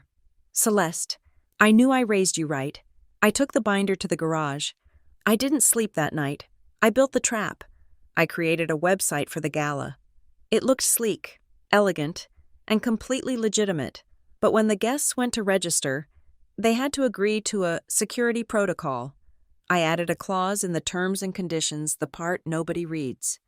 It stated that by entering the venue, the guest consented to a financial background check for anti-money laundering compliance. And then, I added the required fields for the RSVP, full legal name, date of birth, driver's license number. Mom, I told her the next morning, because of the high-profile guests like the mayor and the people from the Vail Foundation, we need to implement strict security. Everyone has to upload ID verification. It is standard for these types of events now. Diane didn't even blink. Oh, absolutely. We can't have just anyone walking in. Good thinking. Celeste, make sure Eleanor Vance gets the VIP link. I sent the link, and then I watched the data roll in. I wasn't just organizing a party. I was building a database of every person in my mother's circle who was dumb enough or arrogant enough to hand over their personal data, and more importantly, I was tracking who was paying for the tables. The bronze table cost $5,000. The silver table cost $10,000. The gold table cost $25,000. I watched the payments come in, and I cross-referenced them with the list of shell companies Sarah had given me from the Vail investigation. Pacific Rim Ventures bought 2 gold tables. Northwest Consulting Group, another shell, bought a platinum table. They were using my mother's party to wash money. They were buying tables with dirty funds, which would then go into the charity account, which Diane controlled. And then, where would it go? I traced the charity's bank account number. It was the same account linked to Brent's consulting fee. It was a beautiful, circular ecosystem of crime. And I was the administrator. I called Tessa that afternoon. It is set, I said. The party is on Saturday. The venue is the Grand Ballroom at the Obsession Hotel downtown. My mother thinks she is the Queen of Portland. Can I come? Tessa asked. Her voice was stronger than it had been a week ago. It is dangerous, I warned. The people who locked you up will be there. The trustee might be there. I want to see them, Tessa said. I want to see them when they realize they lost. Okay, I said, but you are coming in as my +1, and you are going to be surrounded by Malcolm's security. I don't care about security, she said. I just want to see your mother's face. I hung up and turned around to find Brent standing in the doorway of the garage. He was holding 2 beers. He looked different. He was wearing a clean shirt. He had shaved. He was smiling that charming, boyish smile that had gotten him out of trouble for 27 years. Hey, sis, he said, holding out a bottle. Peace offering. I looked at the beer. I looked at him. What do you want? Brent? Can't a brother just be nice? He stepped inside, looking around the garage with a performative grimace. God, it is cold in here. Listen, Mom says you are helping with the gala. That is cool of you, really. He sat on the edge of the workbench, swinging his legs. So, that guy the other day, the old guy in the suit. Here it comes. What about him? I asked, typing on my laptop. Mom thinks he is some kind of investor, Brent said, trying to sound casual. But I looked up the license plate on the car. That was a custom job. Armored. That is billionaire money. Celeste. He leaned forward, his eyes gleaming with greed. Did he give you anything for helping the girl, I mean? We did harbor her, technically. The family harbored her, if there is a reward. There is no reward. Brent, I said. He just wanted to say thank you. Brent laughed, a dismissive snort. Rich people don't drive to the suburbs to say thank you. Come on. Celeste, don't hold out on me. I am about to close this Pacific Rim deal. Once that hits, we are going to be set. But I need a little bridge capital to finalize the legal fees. Just a couple thousand, if you got a check. I didn't get a check, I said, closing my laptop. Look, he said, his voice dropping to a whisper. I know I have been a jerk. The credit card thing. I shouldn't have done it without asking. I am sorry. Okay, I was desperate. But I'm going to make it right. I promise. Just, if you have any cash, help me out. We are a team. He looked so sincere. If I hadn't seen the wire transfer logs, if I hadn't heard the recording of him laughing about my credit score, I might have believed him. I accept your apology, Brent, I said. His face lit up. Really? That is great. So, about the bridge capital.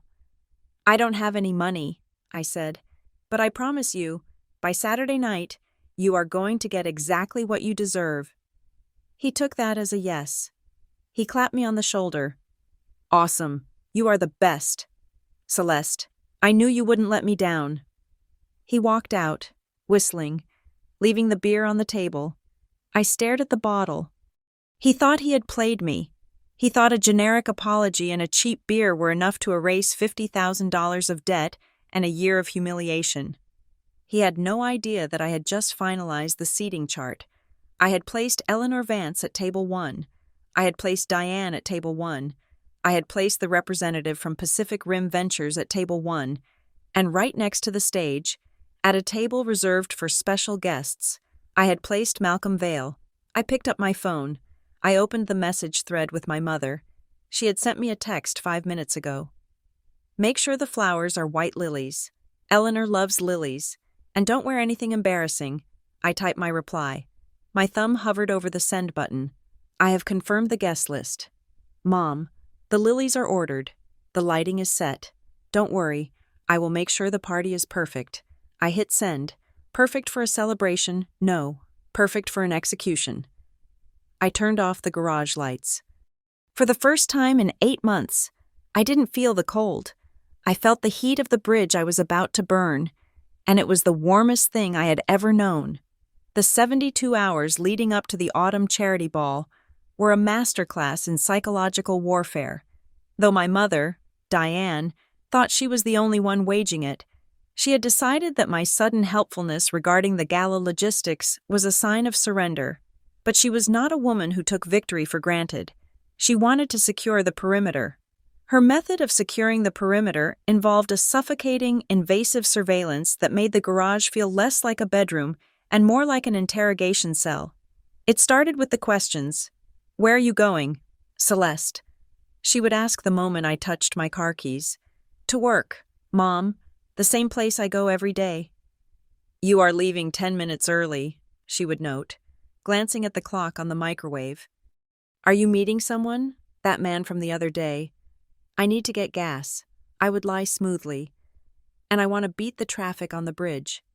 Let me see your phone, she demanded on Wednesday night while I was washing dishes. My heart skipped a beat, but my hands didn't stop scrubbing the plate. Why? Because I am your mother and I am worried about you, she said. her voice dripping with that weaponized concern she used so well. "You have been distant.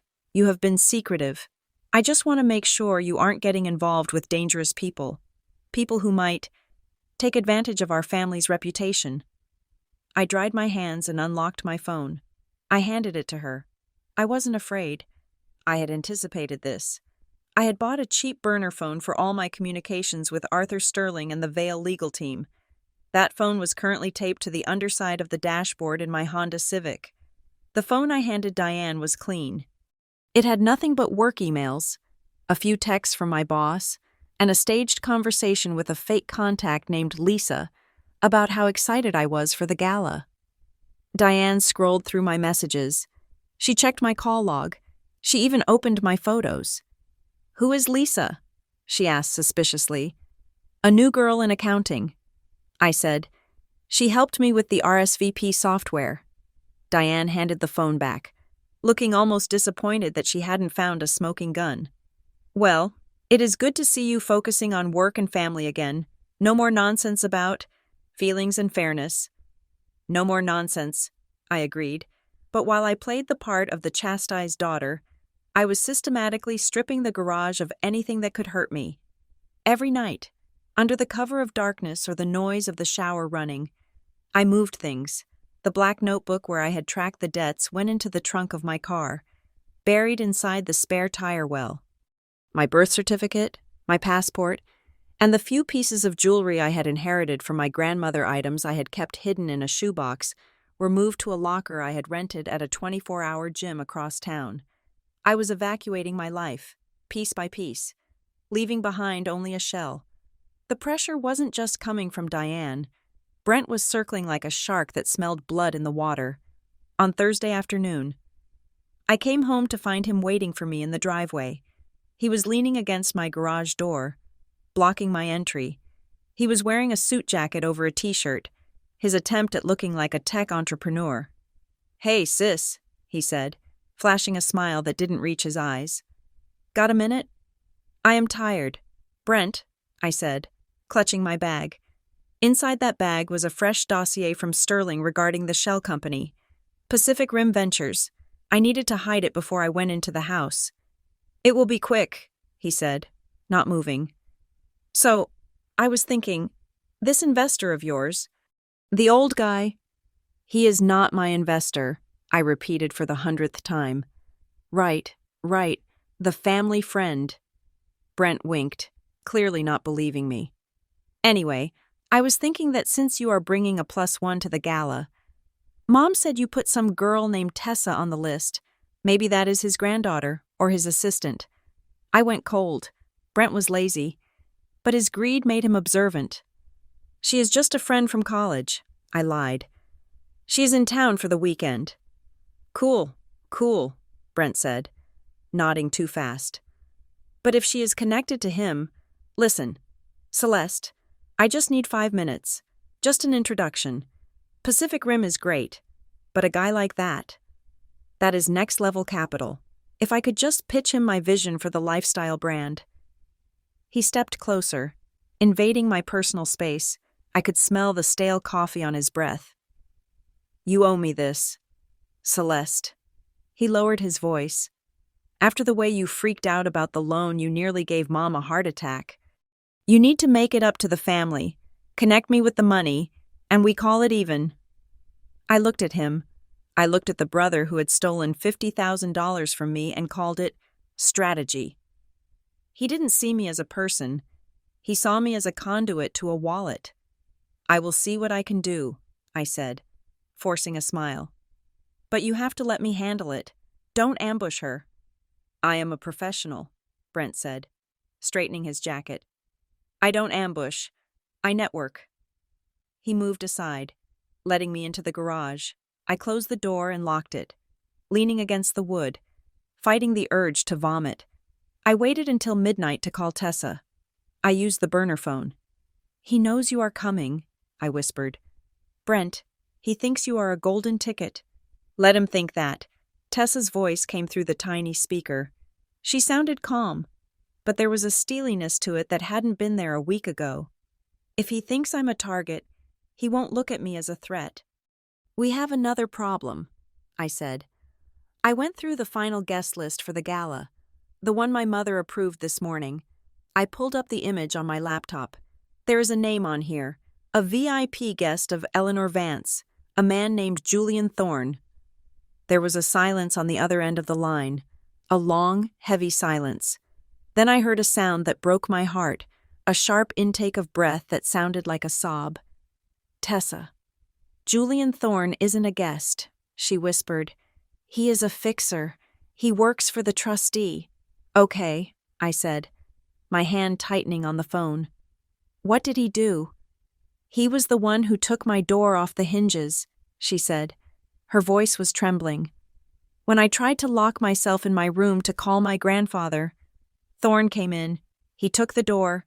He took my laptop. He sat in a chair in the hallway and watched me for 3 days. He said it was for my own safety.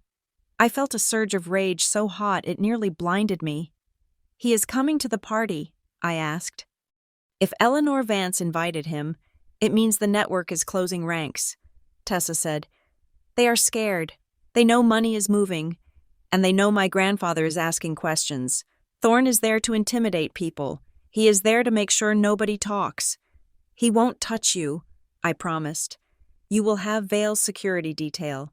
You will be untouchable. I am not scared of him touching me, Tessa said. I am scared of seeing him. I am scared that if I see his face, I will turn back into the girl who couldn't stop shaking. You are not that girl anymore, I said firmly. You are the girl who helped me build a trap. We are going to walk into that ballroom, and you are going to look Julian Thorne in the eye, and you are going to smile, because you know something he doesn't. What is that? You know that his boss is about to be indicted. I could almost hear her smile through the phone. Okay, I will be ready. The next morning, I received a message from Arthur Sterling on the secure app. The Eagle has landed. Mr. Vale will attend. He has been added to the donor list as an anonymous patron to avoid alerting the targets. He will reveal himself at the podium. I deleted the message. The pieces were in place. But my mother wasn't done with her victory lap. On Friday afternoon, the day before the gala, she hosted a small tea for her inner circle in the living room. I was commanded to serve. I walked around with a tray of cucumber sandwiches, wearing a modest black dress she had picked out for me. I felt like a prop in a play. Oh, Diane, the preparations are simply marvelous, Mrs. Gable from across the street gushed. And to have Eleanor Vance attending, you have really outdone yourself. It takes a lot of work, Diane said, sipping her tea with her pinky extended. But you know me, I do it for the community. She gestured toward me as I offered a napkin to a guest. And I am so glad Celeste is finally back on track, Diane announced loudly. She had a bit of a difficult phase. You know how millennials are, always complaining about independence, but she realized that family comes first, the women murmured in agreement, looking at me with pity. She is such a good girl now, Diane continued, treating me like a dog that had finally been housebroken. She is helping with the organization. She understands her role. Isn't that right? Celeste. I stopped. I looked at my mother. I looked at the women sitting on my sofas, eating food paid for by the credit card debt in my name. Yes, Mom, I said. I understand my role perfectly. See? Diane beamed. She just needed a little tough love, a little discipline. I walked back to the kitchen, my hands shaking, not from fear, but from the effort it took not to pour the pot of scalding tea onto the Persian rug. I needed to get out. I needed air. I went out the back door to the garage. I planned to sit on my cot and just breathe for a few minutes. I wanted to visualize the moment tomorrow night when the gavel would fall. I walked into the garage. The afternoon sun was slicing through the dirty window, illuminating the dust motes dancing in the air. I sat down on the cot. As I did, a glint of light caught my eye. It was coming from the top shelf of the metal storage rack, tucked behind a box labeled Old Tax Returns. It was a tiny reflection, like a spark. I frowned. I stood up and walked over to the shelf. I reached up and moved the box slightly, hidden in the shadows. Mounted with black electrical tape was a small square device, a lens. It was pointed directly at my cot. I froze. The air in the garage seemed to vanish. A camera. My mother hadn't just put me in the garage. She was watching me. For how long I looked at the device, it was a Wi-Fi model. The kind you buy to watch your pets when you are at work. The little blue light was steady. It was recording. Did she watch me change clothes? Did she watch me sleeping? Did she watch me crying on the nights when the cold was too much? Or was it worse? Was this her insurance policy? Was she hoping to catch me doing something, maybe talking to myself, maybe acting erratic so she could show it to a doctor, so she could do to me what the trustee had done to Tessa? Look, she is unstable. She lives in a garage. She needs a conservatorship. The violation was absolute. It felt physical, like a slap across the face. I reached out and ripped the camera off the shelf. The tape tore with a sharp sound. I held the device in my hand. It was warm. It had been running for hours. My first instinct was to smash it, to throw it against the concrete floor and grind it into dust. But then I remembered Malcolm Vale's voice. Anger is a fuel. Control the burn. If I smashed it, I destroyed the evidence of her cruelty. If I smashed it, it was just my word against hers. I turned the camera over. I popped the SD card out of the slot. I put the SD card in my pocket. Then I put the camera in my bag. Good, I whispered to the empty room. Diane wanted to watch me fine. I would let her watch. I would let the whole world watch. She had just handed me the final weapon I needed. She thought she was the warden of this prison, monitoring the inmate. She didn't realize she had just given the inmate the keys. I walked back into the house. Diane was laughing with her friends. Celeste, dear, she called out. We are out of sugar. Be a darling and fetch some more. I smiled. It was the brightest, sharpest smile I had ever worn. Of course, Mom, I said. I would be happy to. I went to the pantry. I got the sugar. And as I poured it into the bowl, I thought about the SD card in my pocket. I thought about the wire transfers. I thought about the man named Julian Thorne who took doors off hinges. Tomorrow night, the music would stop.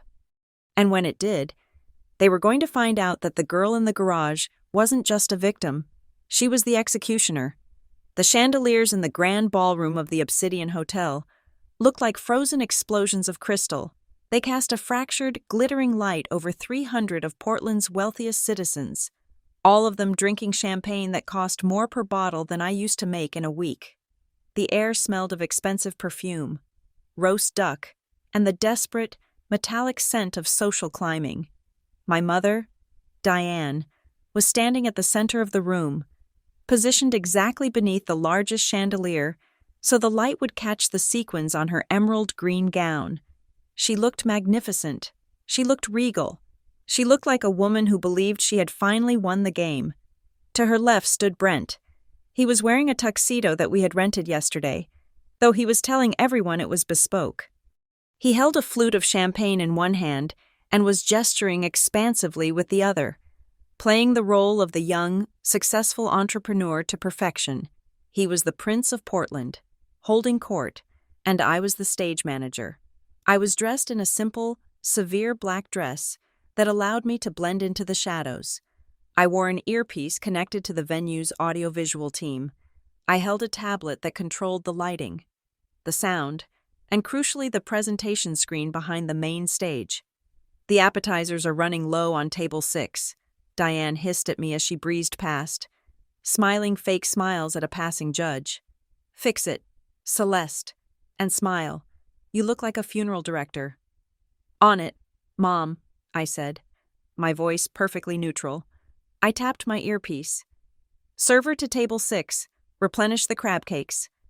I watched her walk away, her hips swaying with confidence. She had no idea that every step she took was leading her deeper into the kill zone. She thought I was finally broken in, the dutiful daughter returning to service. She didn't know that the tablet in my hands wasn't just for controlling the music. It was the trigger for a bomb I had spent 4 days building. The trap was set. The guests were seated. The money, the dirty, laundered money from the shell companies, had been transferred into the charity's holding account just hours ago. They had taken the bait. I scanned the room. Near the back, near the emergency exit, stood a figure that made my heart squeeze tight. Tessa. She didn't look like the homeless girl I had pulled out of the rain anymore. She was wearing a structured navy blue suit that I had bought for her at a thrift store and tailored myself. Her hair was pulled back in a severe bun. She looked sharp, professional, and terrifyingly young. But her eyes were darting around the room, scanning faces. She was looking for Julian Thorne, the fixer. She was looking for the trustee. I caught her eye from across the room. I gave a nearly imperceptible nod. "You are safe. I have the control." She took a deep breath and nodded back. She was brave, braver than I had been at her age. Then, the atmosphere in the room shifted. It wasn't a sound. It was a sudden, collective intake of breath. The chatter, which had been a steady roar of gossip and networking, died down in a wave that started at the double doors and rolled toward the stage. The doors opened. Malcolm Vale walked in. He was flanked by Arthur Sterling and two other men who looked like they chewed iron for breakfast. But Malcolm didn't need bodyguards to look dangerous. He walked with a cane. Yes, but he moved with the momentum of an oncoming train.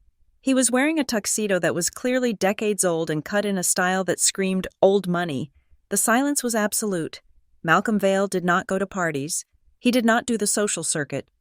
He was a myth, a recluse, the kind of billionaire who existed in headlines but never in person. I watched my mother's face. She was in the middle of laughing at a joke made by Eleanor Vance. The laugh died in her throat. For half a second, just 0.5 seconds, her face went slack with pure, unadulterated terror. Her eyes widened, and her hand gripped Eleanor's arm so hard I saw her knuckles turn white. She knew, deep down, in the reptilian part of her brain that had engineered the fraud, she knew that a shark had just entered the goldfish pond. But then, the mask slammed back into place. "Oh my goodness," she exclaimed, her voice shrill enough to cut glass. "It is Mr. Vale. He came. I told you he might come." She started moving toward him, her arms outstretched, trying to claim this arrival as her personal victory. "Mr. Vale," she gushed, reaching him. "What an honor I am, Diane Harrington. We are so—" Malcolm didn't stop walking. He didn't even look at her. He looked straight ahead, toward the stage, toward me. "I am here to inspect my investment, Mrs.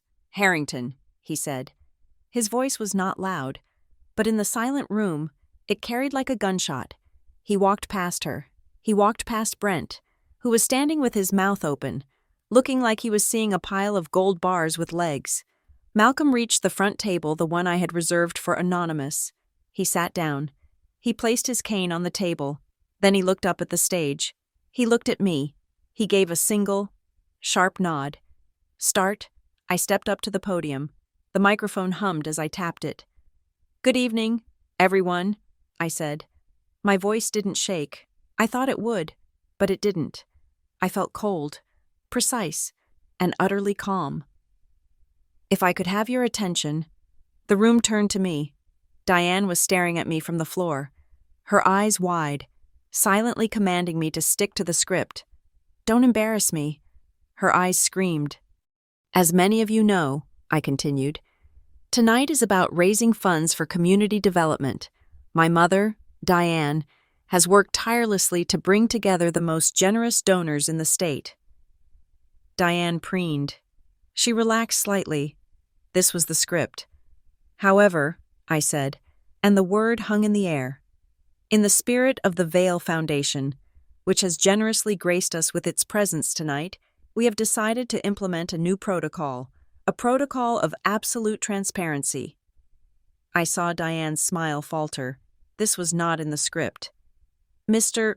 Vale," I said, gesturing to the old man, "would you like to say a few words about transparency? It was a breach of protocol. You don't call on a billionaire without asking." But Malcolm stood up slowly. He didn't take the mic. He just turned to the room. "Charity," Malcolm said, his voice gravelly and hard, "is often a mask for tax evasion, a mask for social climbing. And sometimes, a mask for theft. The room went deadly quiet. I am here tonight, Malcolm continued, because I am looking for something I lost, and I have a suspicion that I might find it in the ledger of this very event. He sat down. The tension in the room was thick enough to choke on. People were glancing at each other nervously. Eleanor Vance looked like she wanted to vomit. I pressed a button on the tablet. Behind me, the massive LED screen lit up. It was supposed to show a montage of smiling children and community gardens. Instead, it showed a spreadsheet. It was the donor list, but not the public one. It was the raw data file I had extracted from the RSVP system, cross-referenced with the bank transfers. To ensure full compliance with state anti-money laundering laws, I said smoothly, adopting the tone of a boring bureaucrat. We are going to verify our top-tier sponsors live on stage. It is a fun little audit to show just how clean our community is. I pointed to the screen. Our platinum sponsor, I read. Pacific Rim Ventures. I saw Brent flinch. He took a step back, knocking into a waiter. Is the representative for Pacific Rim Ventures here? I asked, shielding my eyes against the spotlight. Mr. Henderson, you bought a table for $25,000. Could you stand up? A man at table 4 stood up slowly. He was sweating. He looked like a mid-level accountant who had been paid to wear a suit. Hi, Mr. Henderson, I said cheerfully. Pacific Rim Ventures. That is an import-export firm based in the Cayman Islands, correct? Yes, Henderson stammered. We like to support local causes. That is so generous, I said, especially since your company has no website, no physical office in the United States, and was incorporated 3 days before my brother, Brent Harrington, received a consulting contract from you. The room gasped. It was a sharp, collective sound. I pressed the button on the tablet again. The screen changed. It showed a flowchart. A red line connected Pacific Rim Ventures to the Autumn Charity Ball, and then split off into a personal account labeled Brent Harrington. What is this? Diane shrieked. She marched toward the stage, her face twisting. Celeste, turn that off. It is a technical glitch. She is incompetent. It is not a glitch, Mom, I said into the mic. It is a bank statement. I looked at Brent. He was pale, shaking his head. Brent, I said, Pacific Rim Ventures just transferred $200,000 into the charity account, but according to this email, I put the email on the screen. It was the one I had found in the deleted folder of Diane's iPad. Subject wash cycle, from Eleanor Vance to Diane Harrington. Content the Pacific Rim funds will hit the charity account on Saturday. You take your 10% management fee. Transfer the rest to Brent as a consulting bonus, and we move it out to the offshore account on Monday. Make sure Celeste stays in the dark. The room was frozen. Eleanor Vance stood up, knocking her chair over. She started walking fast toward the exit. Arthur Sterling stepped into her path. He didn't touch her. He just stood there, a wall of polite granite. Eleanor stopped, terrified. Diane was at the edge of the stage now. She wasn't looking at the crowd. She was looking at me with eyes full of pure, black hate. You ungrateful little brat, she hissed, loud enough for the front row to hear. I did this for us. I did this to save this family. Did you? I asked. I changed the slide again. This time, it showed the loan documents. The Quick Capital lending loan for $50,000. The Porsche insurance. You forged my signature, I said. You stole my identity. You put me in a garage so I wouldn't see the mail. And then you sold my brother to a money laundering ring for a referral fee. He needed the money, Diane screamed, losing all control. The queen mask was gone. This was the desperate, cornered animal underneath. He is your brother. He deserves a chance. You have a job. Celeste, you have credit. You can absorb the hit. That is what you are for. The silence that followed that scream was heavy. That is what you are for. She had said it, out loud, in front of the mayor, in front of Malcolm Vale, in front of 300 witnesses. Brent ran up to the stage. He looked frantic. He grabbed the edge of the podium. Celeste, stop, he begged. Tears were streaming down his face. Please, you are ruining everything. I can explain. It was just a loan. I was going to pay it back. Mom said it was okay. Mom said it was okay, I repeated. I looked down at them. My mother, the architect of my misery, my brother, the parasite. They looked small. From up here on the stage, bathed in the spotlight, they looked incredibly small. I looked over at Malcolm Vale. He was leaning back in his chair, watching me. He raised his glass of water in a silent toast. I looked at Tessa. She was standing up now, watching Julian Thorne, who was trying to back away into the shadows. She pointed at him, and two of Malcolm's security guards moved to intercept him. I turned back to the microphone. My mother was still shouting, trying to spin the narrative, trying to tell the crowd that I was mentally ill, that I was jealous, that I was making it all up. She is lying, Diane yelled, turning to the crowd. My daughter has episodes. She is not well. We have been trying to help her. I let her finish. I let her dig the hole all the way to the bottom. Then I leaned into the mic. If I am lying, Mom, I said, my voice dropping to a conversational volume that boomed through the speakers. And if this is all just a misunderstanding, I paused. I pulled a piece of paper from my pocket. It was the affidavit I had prepared with the legal team. Then I am sure nobody here will mind if we do one last check. I looked at the crowd.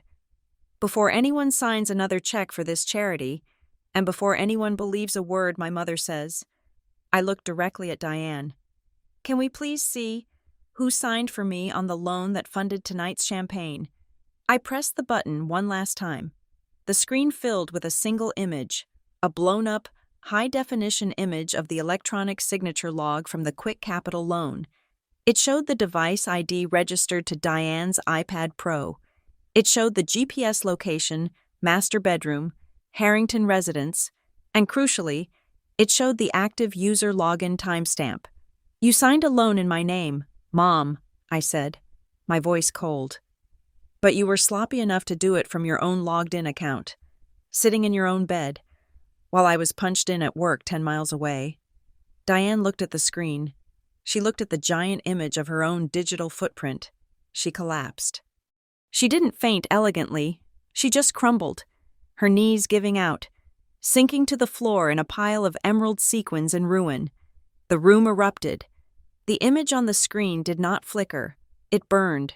It was a digital mosaic of betrayal, projected 10 feet high for the entire high society of Portland to see. On the left was the biometric log confirming my mother's face had authorized the fraudulent loan. But as the crowd gasped, I did not stop. I was not there to create a scene. I was there to deliver a verdict. I tapped the tablet again. The screen shifted. Now, it displayed a split-screen video. On one side was the footage from the camera I had found hidden in the garage, the one Diane had installed to spy on me. It showed me shivering under blankets, eating canned soup. On the other side was a time-stamped email chain between Diane and the loan officer at Quick Capital. I read the highlighted text aloud into the microphone. My voice echoed through the silent ballroom. Subject verification, I read. Body. Do not send any physical mail to the house. My daughter is difficult. She is currently staying in the detached unit and does not have access to the main mailbox. I will handle all correspondence electronically to ensure she does not get confused. I looked up from the podium. Confused, I repeated. That is what you called it. Mom, you didn't put me in the garage because of Brent's mental health. You didn't put me there because of feng shui. You put me there to cut my lines of communication. You made me homeless on my own property so you could intercept the warnings from the bank. Diane was on the floor, surrounded by the emerald tulle of her dress, but the survival instinct that had driven her all her life kicked in one last time. She scrambled to her feet. Her face was a mask of running mascara and panic. She lunged for the stairs of the stage. "Give me that!" she shrieked, her voice cracking. She is lying. Can't you see she is sick? She is jealous of her brother. She has been plotting this because she hates seeing us succeed. She reached the top of the stairs. her hand outstretched to grab the microphone from me, but she never touched it. A cane with a silver handle slammed down onto the wooden floorboards of the stage. It wasn't a violent strike, but the sound was authoritative, final, like a judge's gavel. Malcolm Vale stood between me and my mother. He didn't look frail. He looked like a mountain. "Sit down, Mrs. Harrington," Malcolm said. He didn't shout. He didn't have to. The command carried the weight of 50 years of absolute power. Diane froze. She looked at Malcolm, then at the crowd. The faces staring back at her were not friendly. Mrs. Gable was covering her mouth. The mayor was whispering to his aide. The illusion she had spent decades building the image of the perfect, charitable matriarch was dissolving into ash. "You have spoken enough for one lifetime," Malcolm said coldly. "Now, you will listen." He turned to the side of the stage. "Tessa," he said. Tessa stepped out from behind the velvet curtains. The gasp from the room was audible. Many people recognized her face from the missing posters that had been quietly circulated in elite circles, or simply from the family resemblance. She stood tall in her navy suit, her chin lifted, looking nothing like the trembling girl I had found at the bus station. She walked to the microphone. I stepped back to give her space, but I stayed close enough to catch her if she fell. She didn't fall. She looked directly at Eleanor Vance, who was currently being blocked from leaving by Arthur Sterling. Then she looked at the man from Pacific Rim Ventures. Finally, she looked at my mother. "My name is Tessa Vale," she said. Her voice was clear. "And I did not run away because I was crazy. I ran away because I woke up. I ran away because I realized that the people who were supposed to protect me were actually selling me." She pointed to the screen, where the flowchart of the money laundering still glowed. "I saw the accounts," she said. "I saw how you used the family trust to move dirty money through shell companies. And I saw how you used people like Brent Harrington to hide your tracks. You treat people like assets. You treat family like collateral." She turned to Malcolm. "Grandpa," she said softly, "they told you I was sick, so you would sign the power of attorney. They locked me in my room so I couldn't show you the ledger." Malcolm placed a hand on her shoulder. His eyes were wet, but his jaw was set in stone. "I know," he said, "and they will never lock a door on you again." Malcolm took the microphone. He looked out at the room, at the donors, the socialites, the people who had enabled this culture of silence. "I have already authorized a full forensic audit of the Vale Foundation," he announced. "As of 10 minutes ago, the assets of Pacific Rim Ventures have been frozen by federal authorities. The accounts of the autumn charity ball have been suspended." He looked down at Diane and Brent. "And all associated personal accounts linked to these transactions have been locked pending a criminal investigation." Brent, who had been standing near the stage like a statue, suddenly animated. The word "locked" seemed to pierce through his shock. He looked at his phone, tapping frantically. He must have been checking his banking app. He looked up, his face pale. "No," he whispered. "No, no, no, the wire. It was supposed to clear today." He looked at Diane, but she was useless to him now. She was staring at the floor, muttering to herself. So, he did what he always did. He turned to me. He ran up the steps, bypassing his mother, and grabbed my arm. His grip was desperate, sweaty. "Celeste," he pleaded, his voice high and thin. "Celeste, you have to tell them. Tell them it was a misunderstanding. Tell them I didn't know." I looked at his hand on my arm, the same hand that had patted my cheek when he told me I was useful. "You knew," I said. "I didn't," he cried. "Mom set it up. I just signed Celeste. Please, you are my sister. You always fix it. Just talk to him. Tell Mr. Vale I was a victim too. If you vouch for me, maybe they will go easy. Please, I will do anything. I will move out of the room.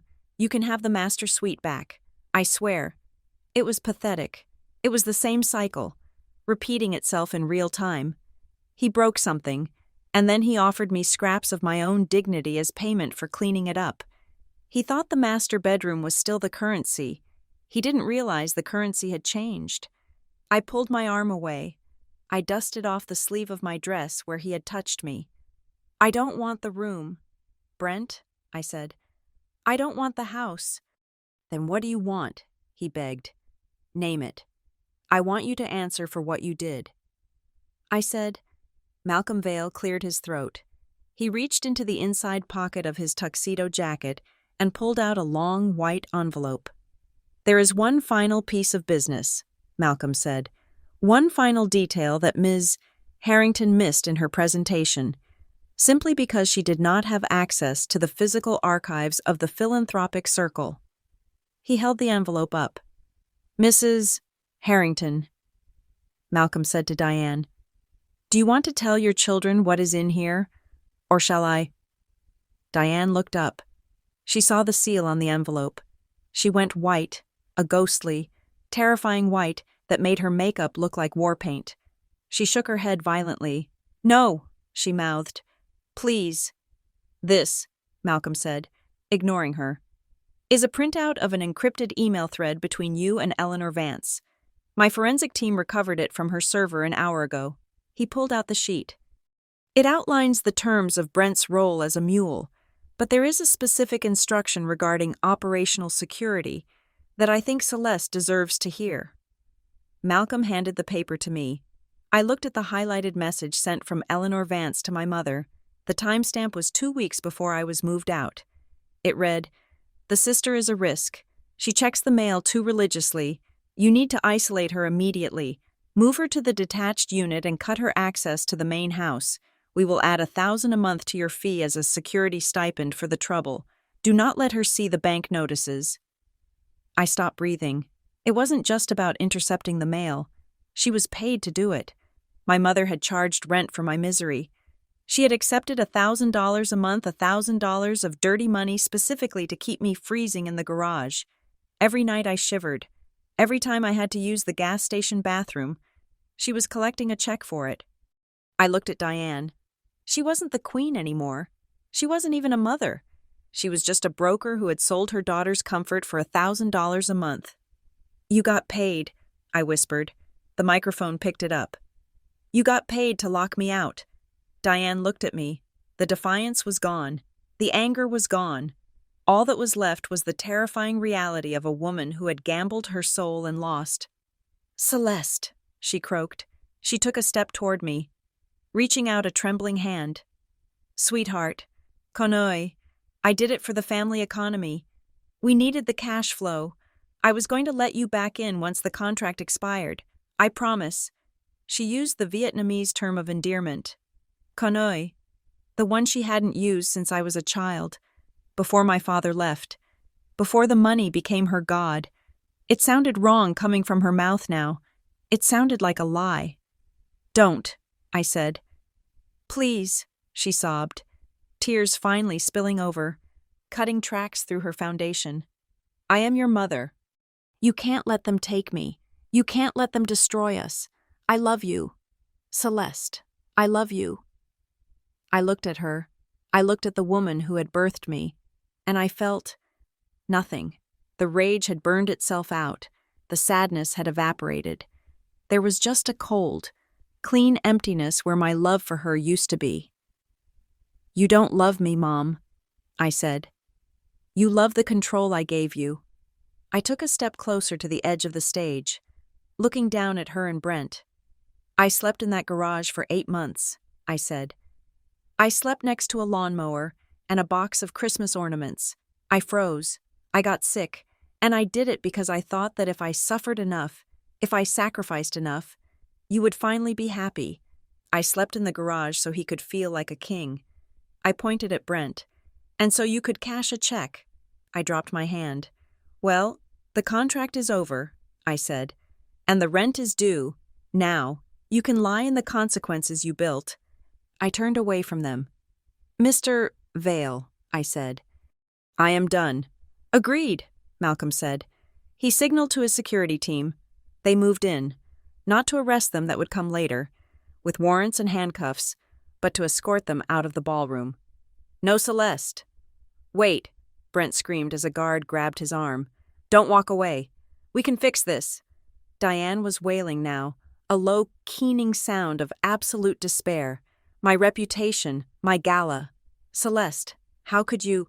I didn't watch them get dragged out. I walked off the stage, down the back steps, and into the service corridor. The adrenaline crashed. My knees felt weak. I leaned against the wall of the hallway, taking a deep breath. The door burst open. Brent and Diane came stumbling in, followed by the guards who had simply shoved them out of the main hall and into the back to wait for the police. They saw me. They didn't scream this time. They fell, literally. Diane dropped to her knees on the dirty carpet of the service hallway. Brent was right beside her, clutching at the hem of my dress. "Celeste," Diane wept, clutching my ankles. "Please, the police are coming. You have to tell them to stop. You have the power. You are with Vale. Just make a call. I will do anything. I will sign the house over to you. I will leave town." "I don't want the house," I said again, pulling my foot away. "I will go to jail," Brent blubbered, snot running down his face. "I can't go to jail. Celeste, I am not built for it. They will eat me alive. Help me. You always help me." They were begging, truly begging, the prince and the queen, groveling at the feet of the servant. I opened my purse. I pulled out a small white business card. It wasn't my number. It wasn't Malcolm's number. "Here," I said, dropping the card onto the floor in front of Brent's face. He scrambled to pick it up. "Who is this? Is this the fixer?" "It is a public defender," I said. "I looked him up earlier. He has a 3-star rating on Google." "Good luck." I turned around. Tessa was standing at the end of the hallway. Malcolm was beside her. "Ready?" Malcolm asked. "Ready," I said. I started walking toward them. "Celeste," Malcolm said as I reached them. He handed me a folder. "The paperwork is finalized. The trust has been restructured. A new independent fund has been established for Tessa's care and education. You are listed as the sole independent overseer. You have full veto power over any financial decisions regarding her welfare." He paused. "And the legal team has already filed the civil suit against your mother and brother for fraud, identity theft, and emotional damages. We are going to recover every cent of that $50,000, plus interest, and we are going to wipe your credit record clean." I took the folder. It felt heavy. It felt like freedom. "Thank you," I said. "Don't thank me," Malcolm said. "You did the work. You started the engine." Tessa stepped forward. She didn't say anything. She just hugged me. It was a fierce, desperate hug. "Let's go," she whispered. "Let's go get a burger. I am starving." I laughed. It was the first real laugh I had laughed in a year. "Yeah," I said. "Let's go." I walked down the hallway, flanked by a billionaire and an heiress. Behind me, the sounds of my mother and brother crying faded into the distance. I pushed open the heavy exit doors and stepped out into the night. The air was cold, crisp, and smelled of rain. But for the first time in 8 months, I didn't pull my coat tighter. I let the cold hit my face. I wasn't going back to the garage. I wasn't going back to the house. I was walking into a world where my name belonged to me again. The garage door was closed forever, and I had the only key. Thank you so much for listening to this story. If you enjoyed watching the karmic justice unfold, please let me know in the comments below. I'd love to hear where you are tuning in from. Don't forget to subscribe to Veronica Revenge Stories, like the video, and smash that hype button to help this story reach more people who need to see that sometimes the underdog doesn't just bite back, they own the whole game. See you in the next one.